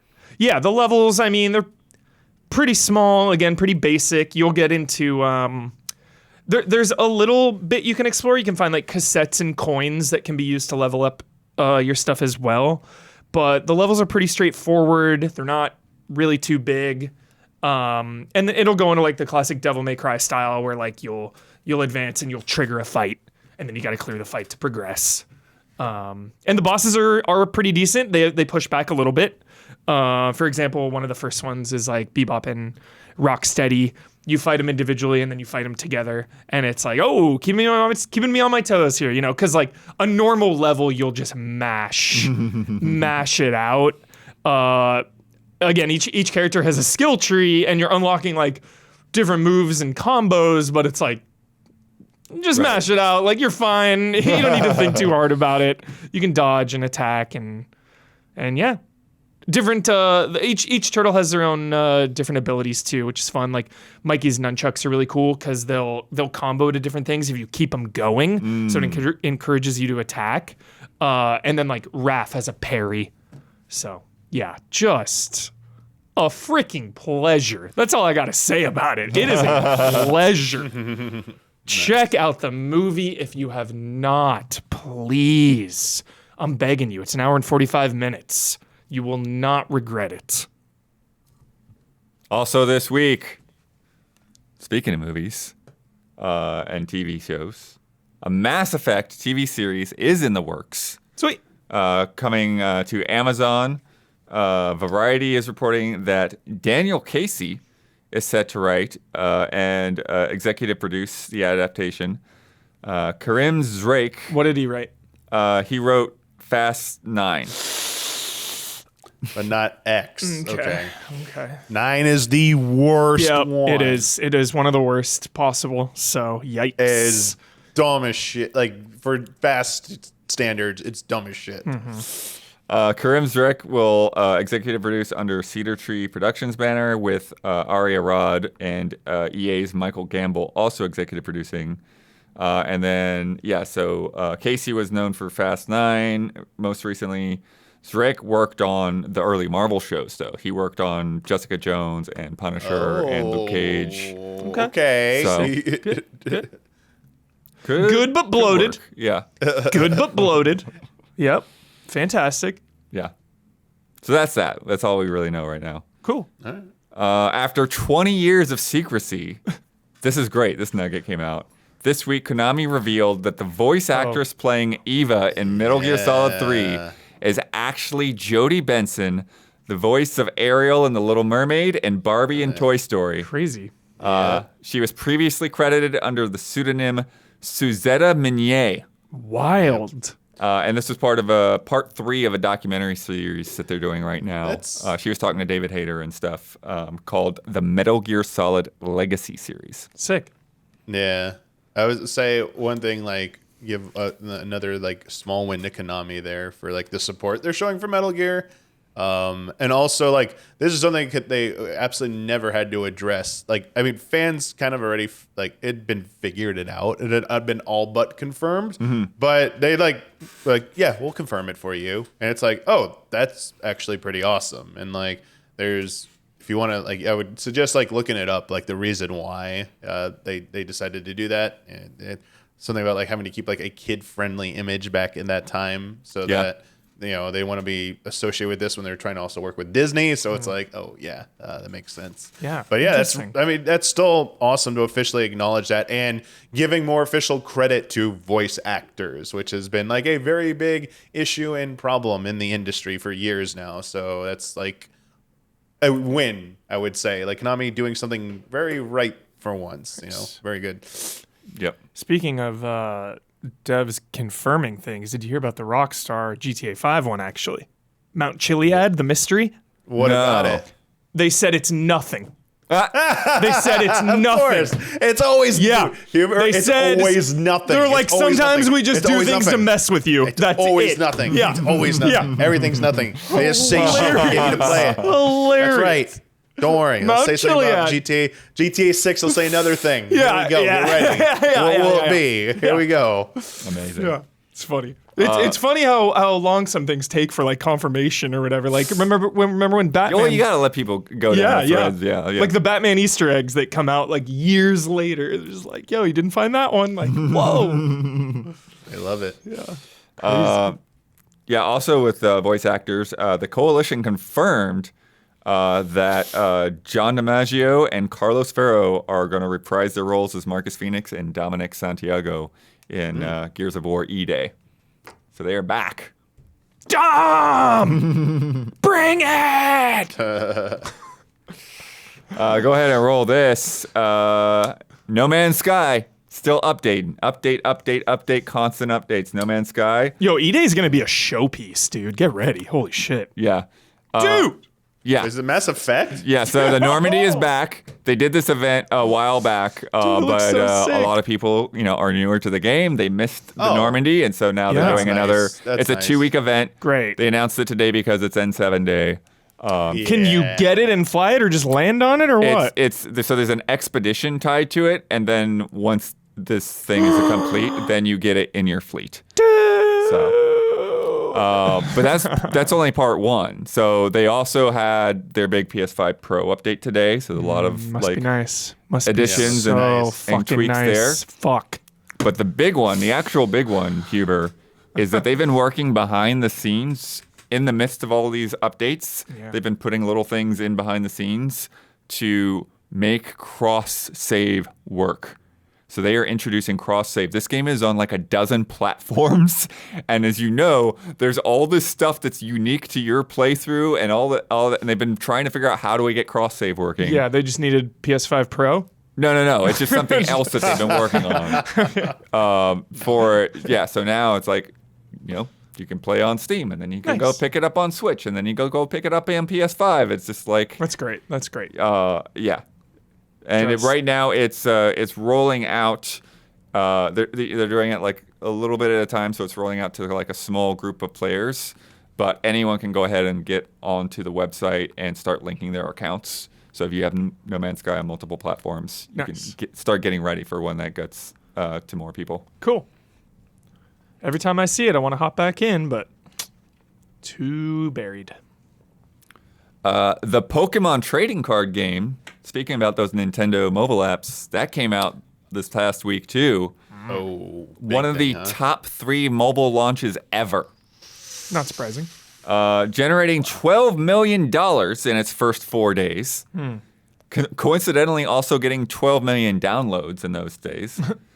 29% of the downloads came from the US. 45% of the spending has come from Japan. But it's also doing particularly well in Brazil, which has got 11% of those total downloads. So, and I've been seeing people posting their cards on social constantly. I also saw there's a thing going around where somebody calculated that if you don't spend any money, it would take like 2 years just to fill out like one set or something like that. So it is a mobile game in all the mobile game ways. Okay. Yes, play this. This is great. I just missed this last week for Halloween.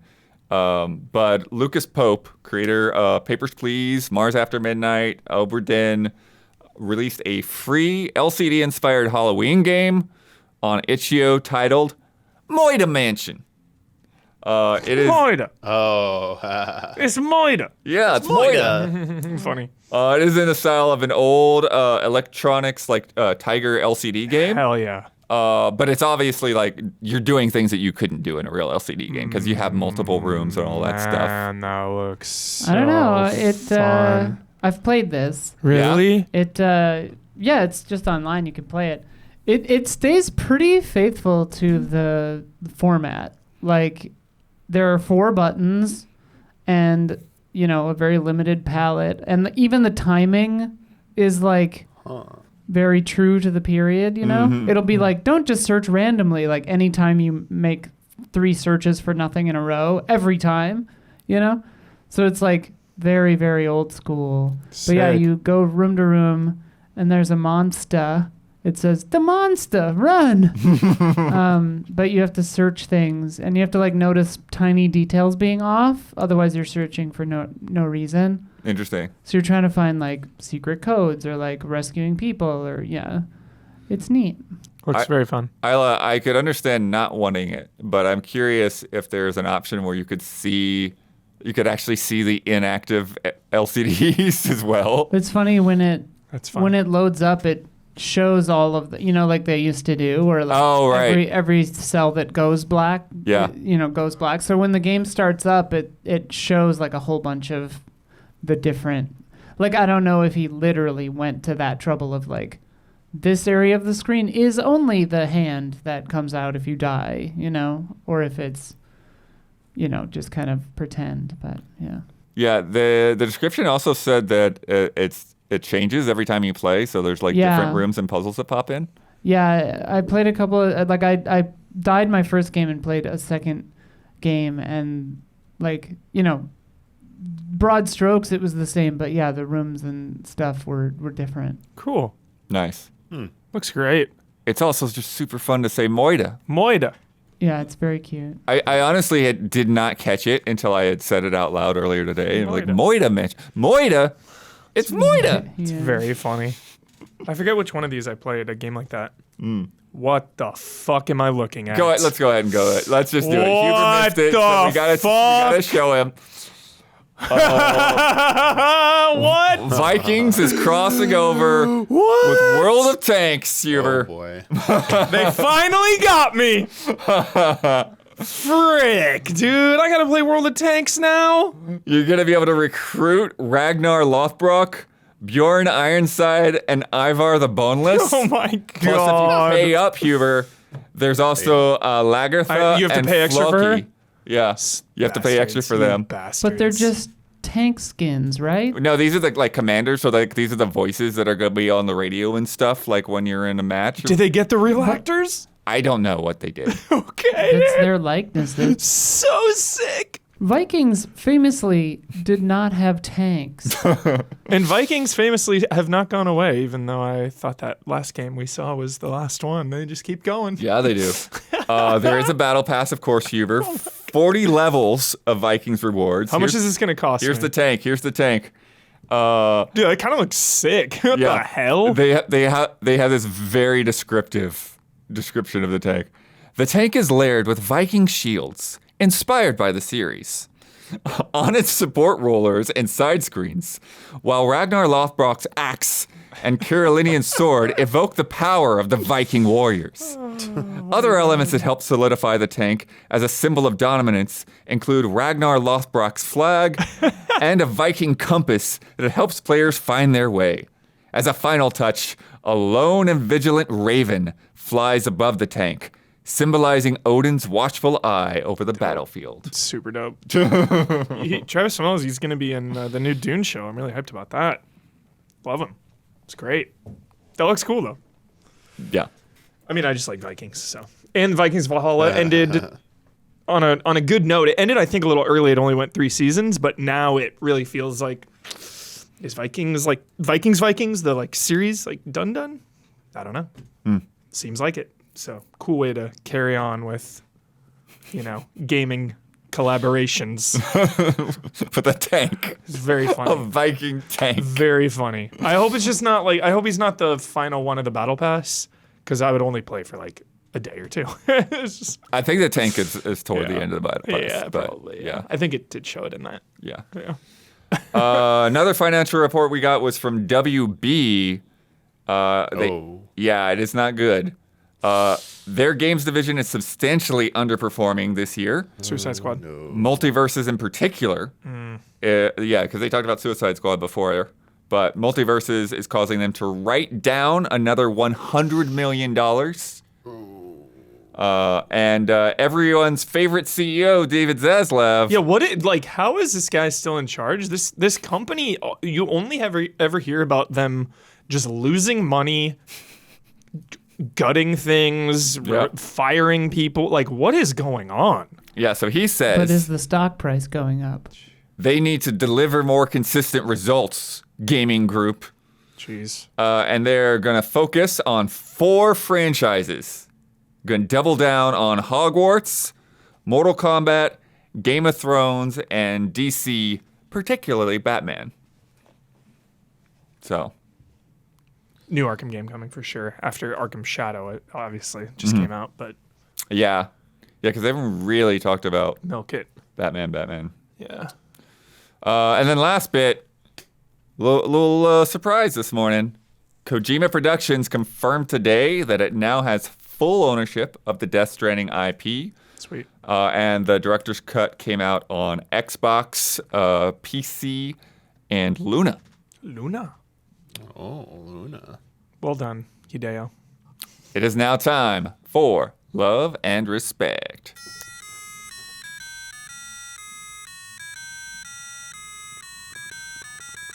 Love and respect. From Poyan Carver. Hey, lovely allies. Hello.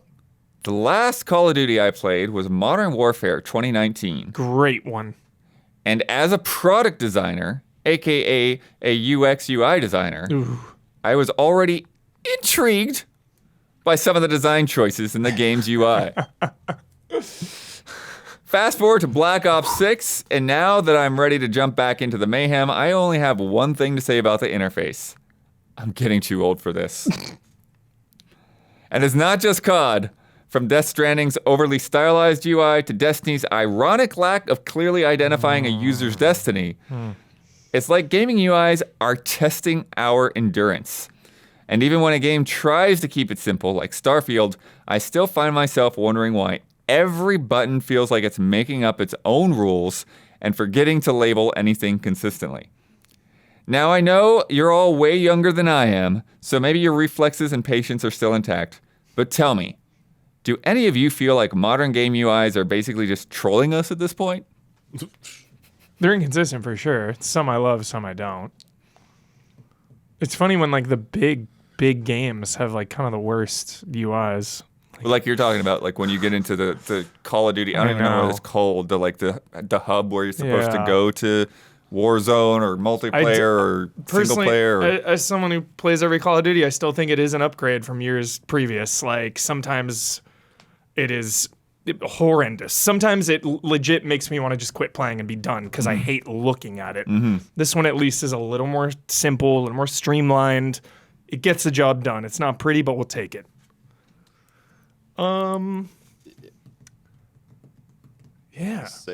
Yeah, I mean, some UIs definitely get out of hand. I think it's helpful when they let you, like when you have PC games, they let you customize UI.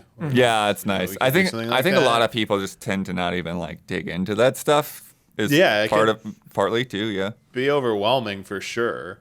But like some that don't and it can get frustrating in our modern, like even though I love the game, like first glance, like Xenoblade Chronicles 3's UI. It's like you're like, what am I looking at? Yeah, a lot of times the game party at a glance members. is, Yeah, like, it's like, oh god, all the lines. It's like, all right, lines, numbers, party members, like buffs, debuffs. It gets like, all right, all the actions on the screen. It's like, okay, what's going on here, man?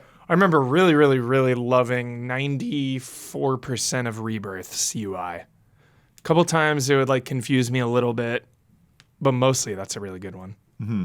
Yeah. I can't But in think of general, too much that's annoyed me lately. I mean, well, actually, any of the games that are like designed like a mobile game where you've got like 100 currencies and all this stupid nonsense to sift through, and like, what is happening right now? Dragon Age is interesting because I think it's mostly very good, especially when it comes to like picking up gear and like as soon as you get it out of a chest, you can see whether it's better or not and equip it. Yeah. And making sure that they highlight everything that you've picked up so that like if you just want to keep moving, you can go back and you can look through your inventory later. But the one thing that's getting us, dude, the jump button and the interact button are the same button. And so you'll go to like grab a chest and you just hop over it. Yeah, those are the best. I love shit like that. You gotta like land, like Mario 64. Gotta wait there. Just give it a second for the button. Wait prompt to be there. Wait a sec. All right, there we go. This is good. Yeah. Not really. I really like Stellar Blade's UI. I really like Yukong's UI actually. Wukong? Yeah. Yeah. It's just clean. It's really clean. Yeah. Simple and clean, dude. Minimalist ones Simple too. and clean Wukong hype. Souls FromSoft UI generally sometimes can be pretty like minimalist when they like take away the stuff like when it's not active. Like Shadow of the Colossus as well, and the Ueda's games, they generally just like eco as well. Yeah. Very minimalist UI on there at all times, so that's pretty good. Yeah. Sick. From Mistwalker. Hello, allies. I felt bad about giving Blood a question he was hesitant on, so how about one to piss him off? What? Games that you think should get a remake that everyone else doesn't. Mine is a very controversial one. Super Metroid. Don't get me wrong, the game is perfect in my opinion, but with 31 years of gaming progress, I think giving it the Metroid 2 treatment is something I would be very curious about.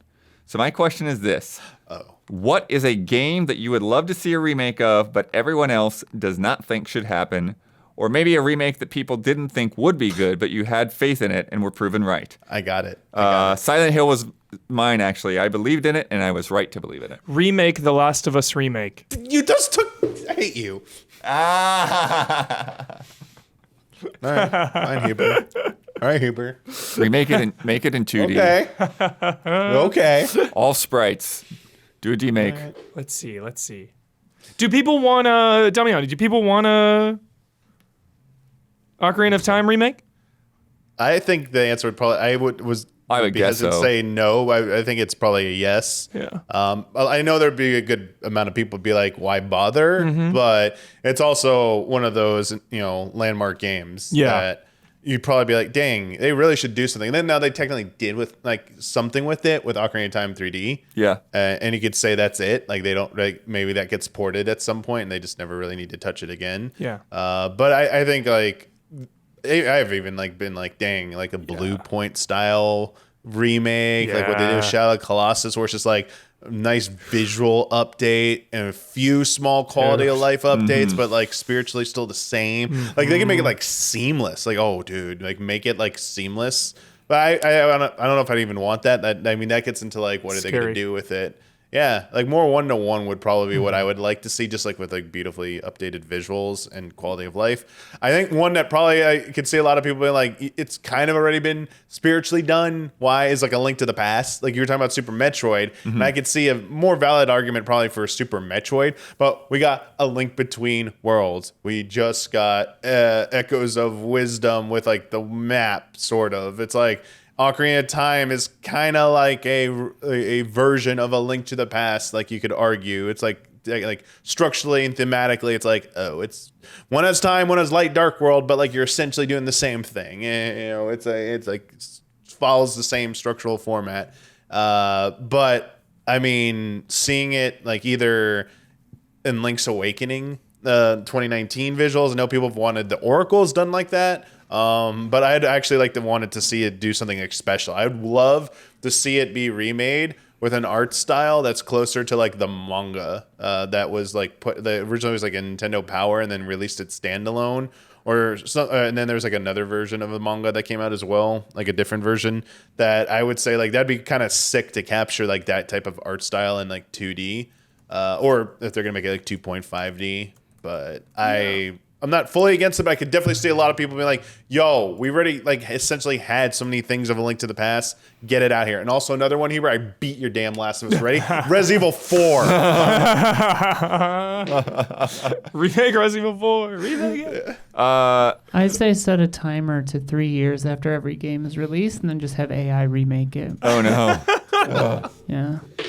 What's interesting is they thought that I would be mad about Super Metroid, but I think that there's definitely a path there that I would love, and I think that there are definitely some room. There's some room to improve controls.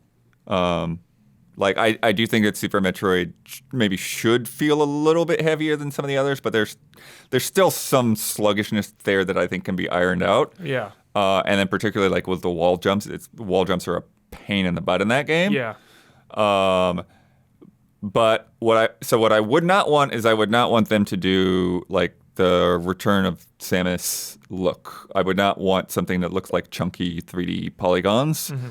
Like I want something that's going to preserve the tone, the feel of how that game feels, like the dark kind of sort of oppressive sense of that world. And so like I would rather something that looks more like Ori. You know, It's like if you could get something that's smooth, kind of looks like a hand-drawn 2D thing. It's actually 3D. It actually has all this layers and background and depth to it, but it has like a more, animated manga-ish kind of impression when you look at it.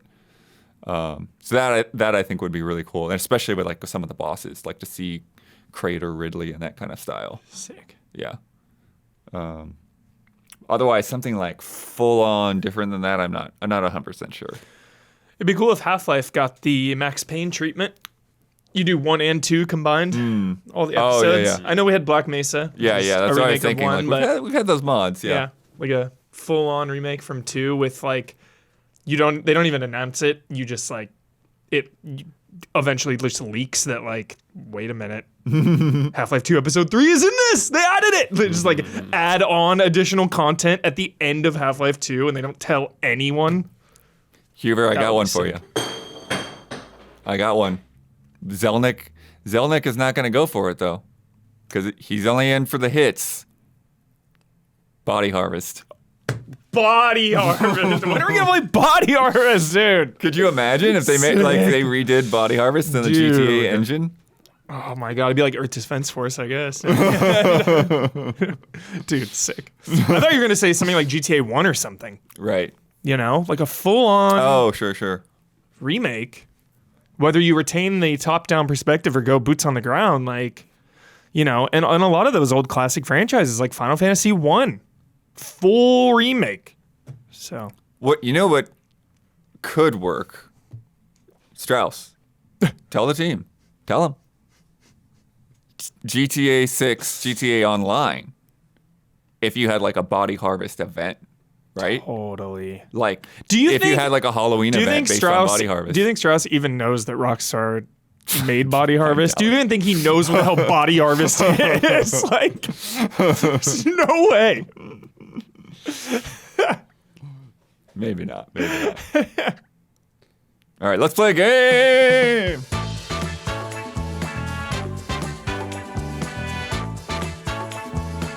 You're gonna have to put on your thinking hat on this one. Not just guessing game. Okay. From Parasite Paladin. Yo. Hello, allies. Here's a game to activate your creativity. I will give you some terms, and you need to describe what that term would look like if it was the name of an attack in a video game. It can be anything from any kind of game. A single fighting game attack or a JRPG Ultimate. Great. Whatever you want. Great. First move. Stack the deck. What does stack the deck do? It's a move in Balatro, and you flood the deck with wild cards.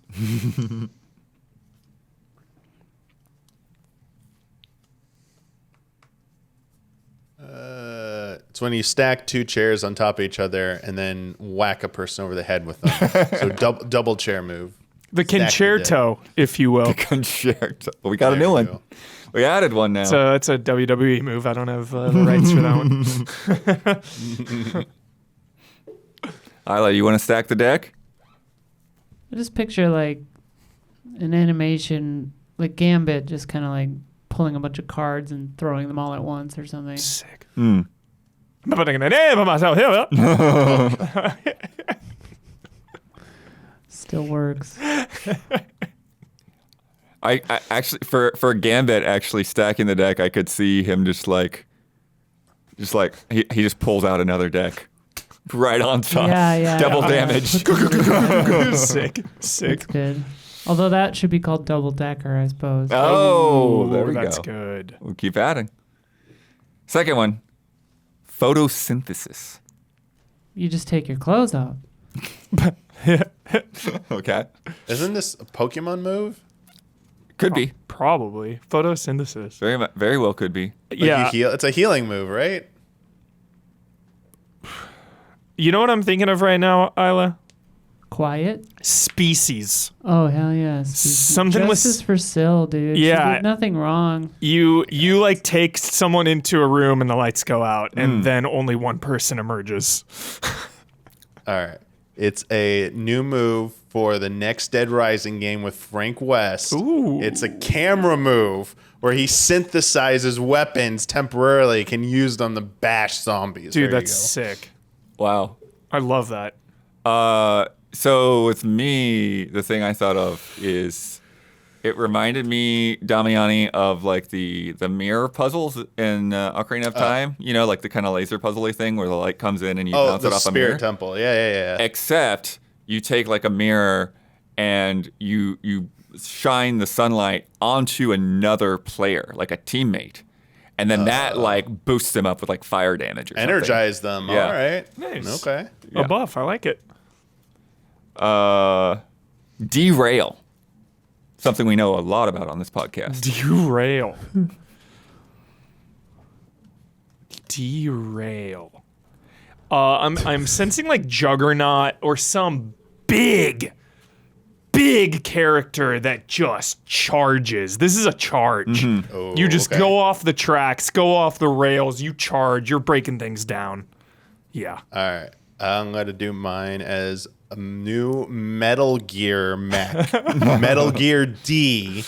And it has a Gear D. new type of railgun. And that's like, it's like super railgun. The D rail just charges up. Goes, D-rail, dude. Yeah, there you go. Sick.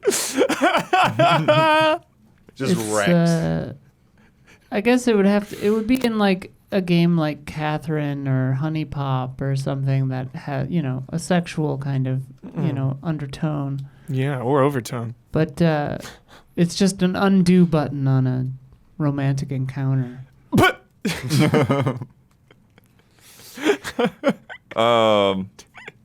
Here, the thing that came to my mind was I was similarly thinking about your charge attack, but I was thinking about it coming at you and you doing like a leg sweep or something like that. Something Sweep to like the leg. Sweep the leg. because you know how like Damiani likes his little AOE markers. So like if you think about it, you have that line marker and the guy's coming at you, and you're just like, nope, just flip him over. yeah, Yeah. I love it. Flip them over like a pizza. Yeah. Factory reset. Ooh. Factory. This move is in a game that has permadeath, but when you use this move, it's on a 1 week real time cooldown, by the way. 1 week. 1 week Okay. real time, your system safely shuts off to prevent you from permadying. Let me think. Anyone else have one? I'm still thinking. Sorry. I was thinking of like some kind of support class kind of thing, where like you're a class that would do like a lot of debuffs to enemies or whatever, and this would be like an ultimate where it's like you just stack them with everything. It's like you're getting poisoned and slowed and lower damage, So gnarly. like everything, just like drop I them. love that. Like every like bad status effect that this game has, so good. simultaneous. Factory reset. Huh. I picture in some kind of like, I don't know if it'd be like a roguelite or just like a timey-wimey disaster thing or a nonary game kind of a thing, but like something where you like reset time to a certain point but retain the knowledge that you have somehow. All right. You inspired me a little bit, Isla. Not indirectly inspired me because it made me think of what I was like thinking of earlier. All right, it's going to be in a PvP game. Factory reset is when you make the enemy's weapon with all its like buffs and perks and stuff go back. It's like a To perk level you 1, unlock. dude. Yeah, so Sick. temporarily, not permanently, That's dope. but a temporary thing you can like pop on like an ultimate cooldown and Yeah, you like just de-level them. That's cool. de-level their really weapon cool. or whatever, their loadout just enough. Yeah. That rules. Nice. Last one. Super Collider. Oh no. This is a move in a Remedy game. I got it. I don't know what happens though, but this is some Remedy shit. I don't know yet. You know what? Yeah, you know what? Because that was going along with my head a little bit. Because like especially Control, right? Where Yeah. you've got like all of this like environmental damage, destruction, things flying around everywhere. So I could see like Super Collider being like a gravity well sort of thing. So it's like you stick this thing onto an enemy, and then they just like everything in the room just starts flying Love at it. them, like coffee machines and refrigerators and How is that not a cafeteria move in tables Control, and like, dude? Yeah. How just is like that not? bam, bam, bam. Because I mean, it probably would Break the your- physics system at some point.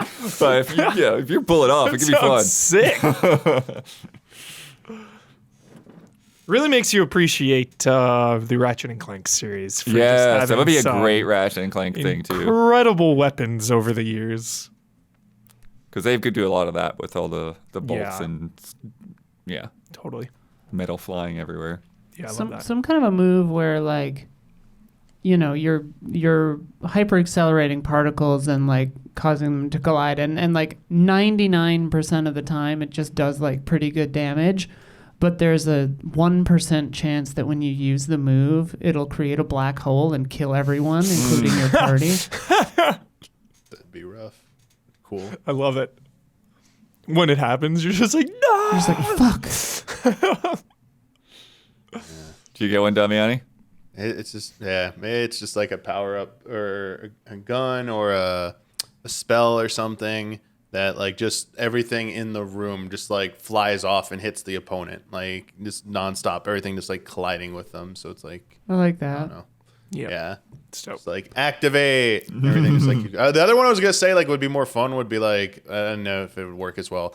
Is this something where you just pick up your opponent, an enemy or PvP game, whatever, you pick up your opponent and it just like constantly slams them into everything. Like you just get to run around with them and slam them and everything. But, like it's more like a shield thing, but like as long it's like only the timer. Yeah, that's what it has. It's like a timer, so it's a good like the ability will wear off if you just don't collide them and everything. So you gotta like ram them into stuff and like it charges it up and it gets like more powerful or something, and then you can like launch it at something. Yeah, you could break the fourth wall and like mess with the collision detection in the game, like the engine that you're in, just for like one enemy or something, like fall through the world or something. Yeah. Love it. That would.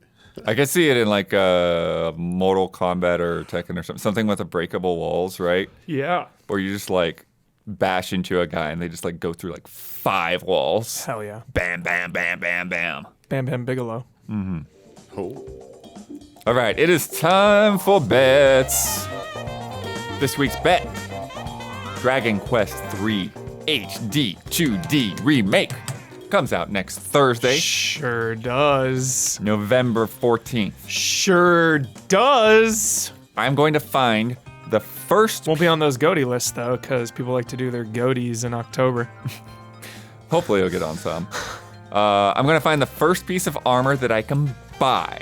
So to be clear, this is going to be the lowest priced chest piece of armor that is in the first shop that I could do that in. Mm-hmm. Okay.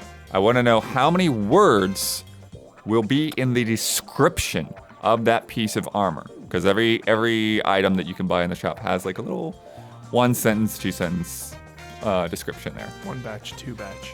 Damiani, Pompous Cocker Spaniel, how many words?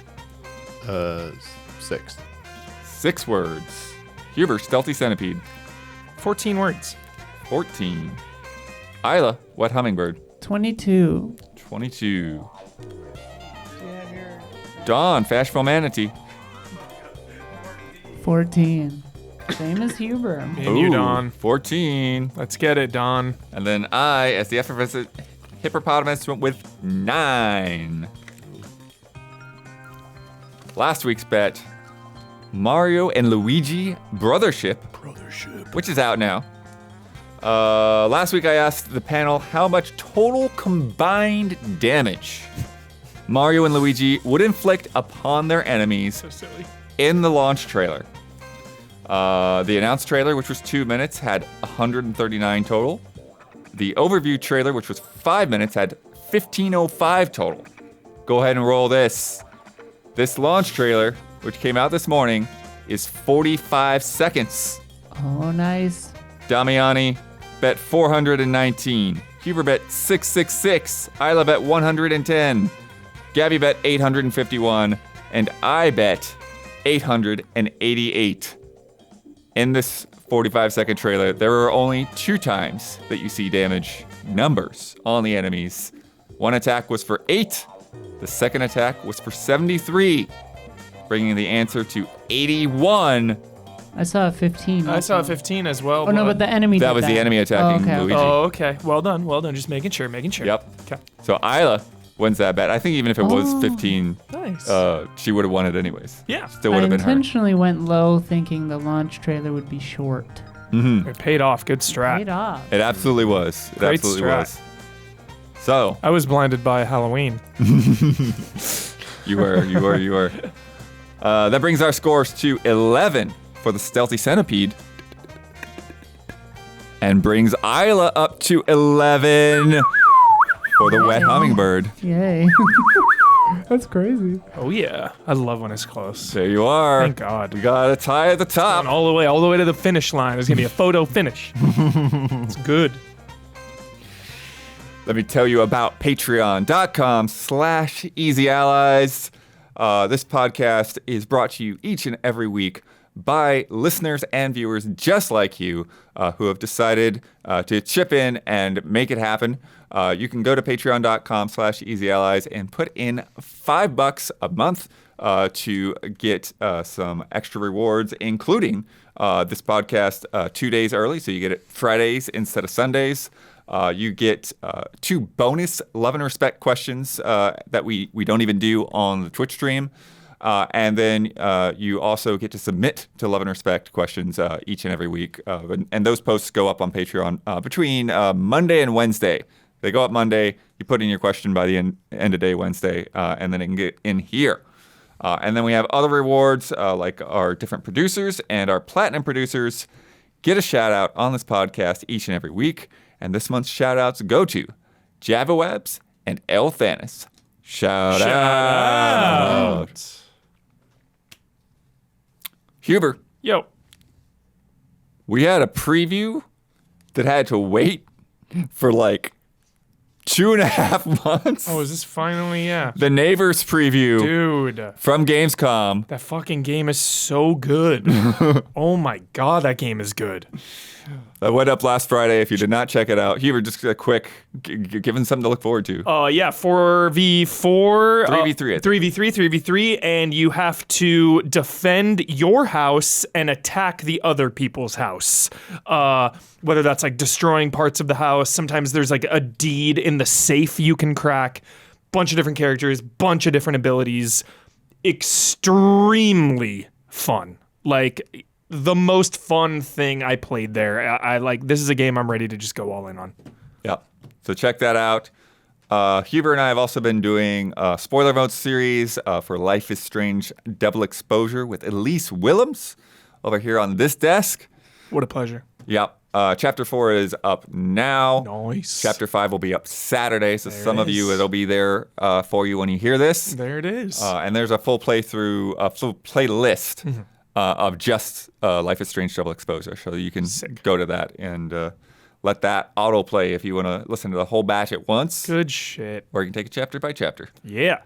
And then next week's group stream, we will be playing Tetris Forever, which is the next Digital Eclipse Gold Master Series. So that has a bunch of different versions of Tetris from throughout the decades. Hell yeah. Some lore and history. Yeah, as well as and all lots the of history and documentary stuff. Some That'll versions be a of pleasure. Yeah, some versions of Tetris that have never been outside of Japan. Some versions of Tetris that have never really been playable before. Amazing. Let's get ready to learn. There's a fun multiplayer Let's mode learn. where it's like, as you're playing, it like switches between the different versions. Cool. Yeah, and it's actually like a way to like mess with your opponents. Does so, like, it have effect? Is it No, in there? Tetris Effect I don't think is one of them. Such a key pillar of the legacy of that franchise now, It's Blood. it's pretty cool game. Yeah. But I don't think that Tetris Effect is in there. They Don might. says it is not. Yeah, it might allude to it, but it's not Yeah. one of the playable versions. Cool. So There. Oh, I'm excited. I'm so excited for that. yeah, and then if we dip out of that after like an hour or so, we've also haven't gotten to that Dragon Ball. Sparking. Yeah, Sick. so we might play that too. Cool. Isla, you won that Hey. bet. So you get to shout out anything or anyone that's on your mind this week. You get the final word, and you get to sign off with your trademark. Sign off. What a time to make me do this. Listen, it's been a tough week. If you are feeling frightened or alone in certain parts of the country, there are resources. You're not alone. It gets better. We're here for you. Good night and good game.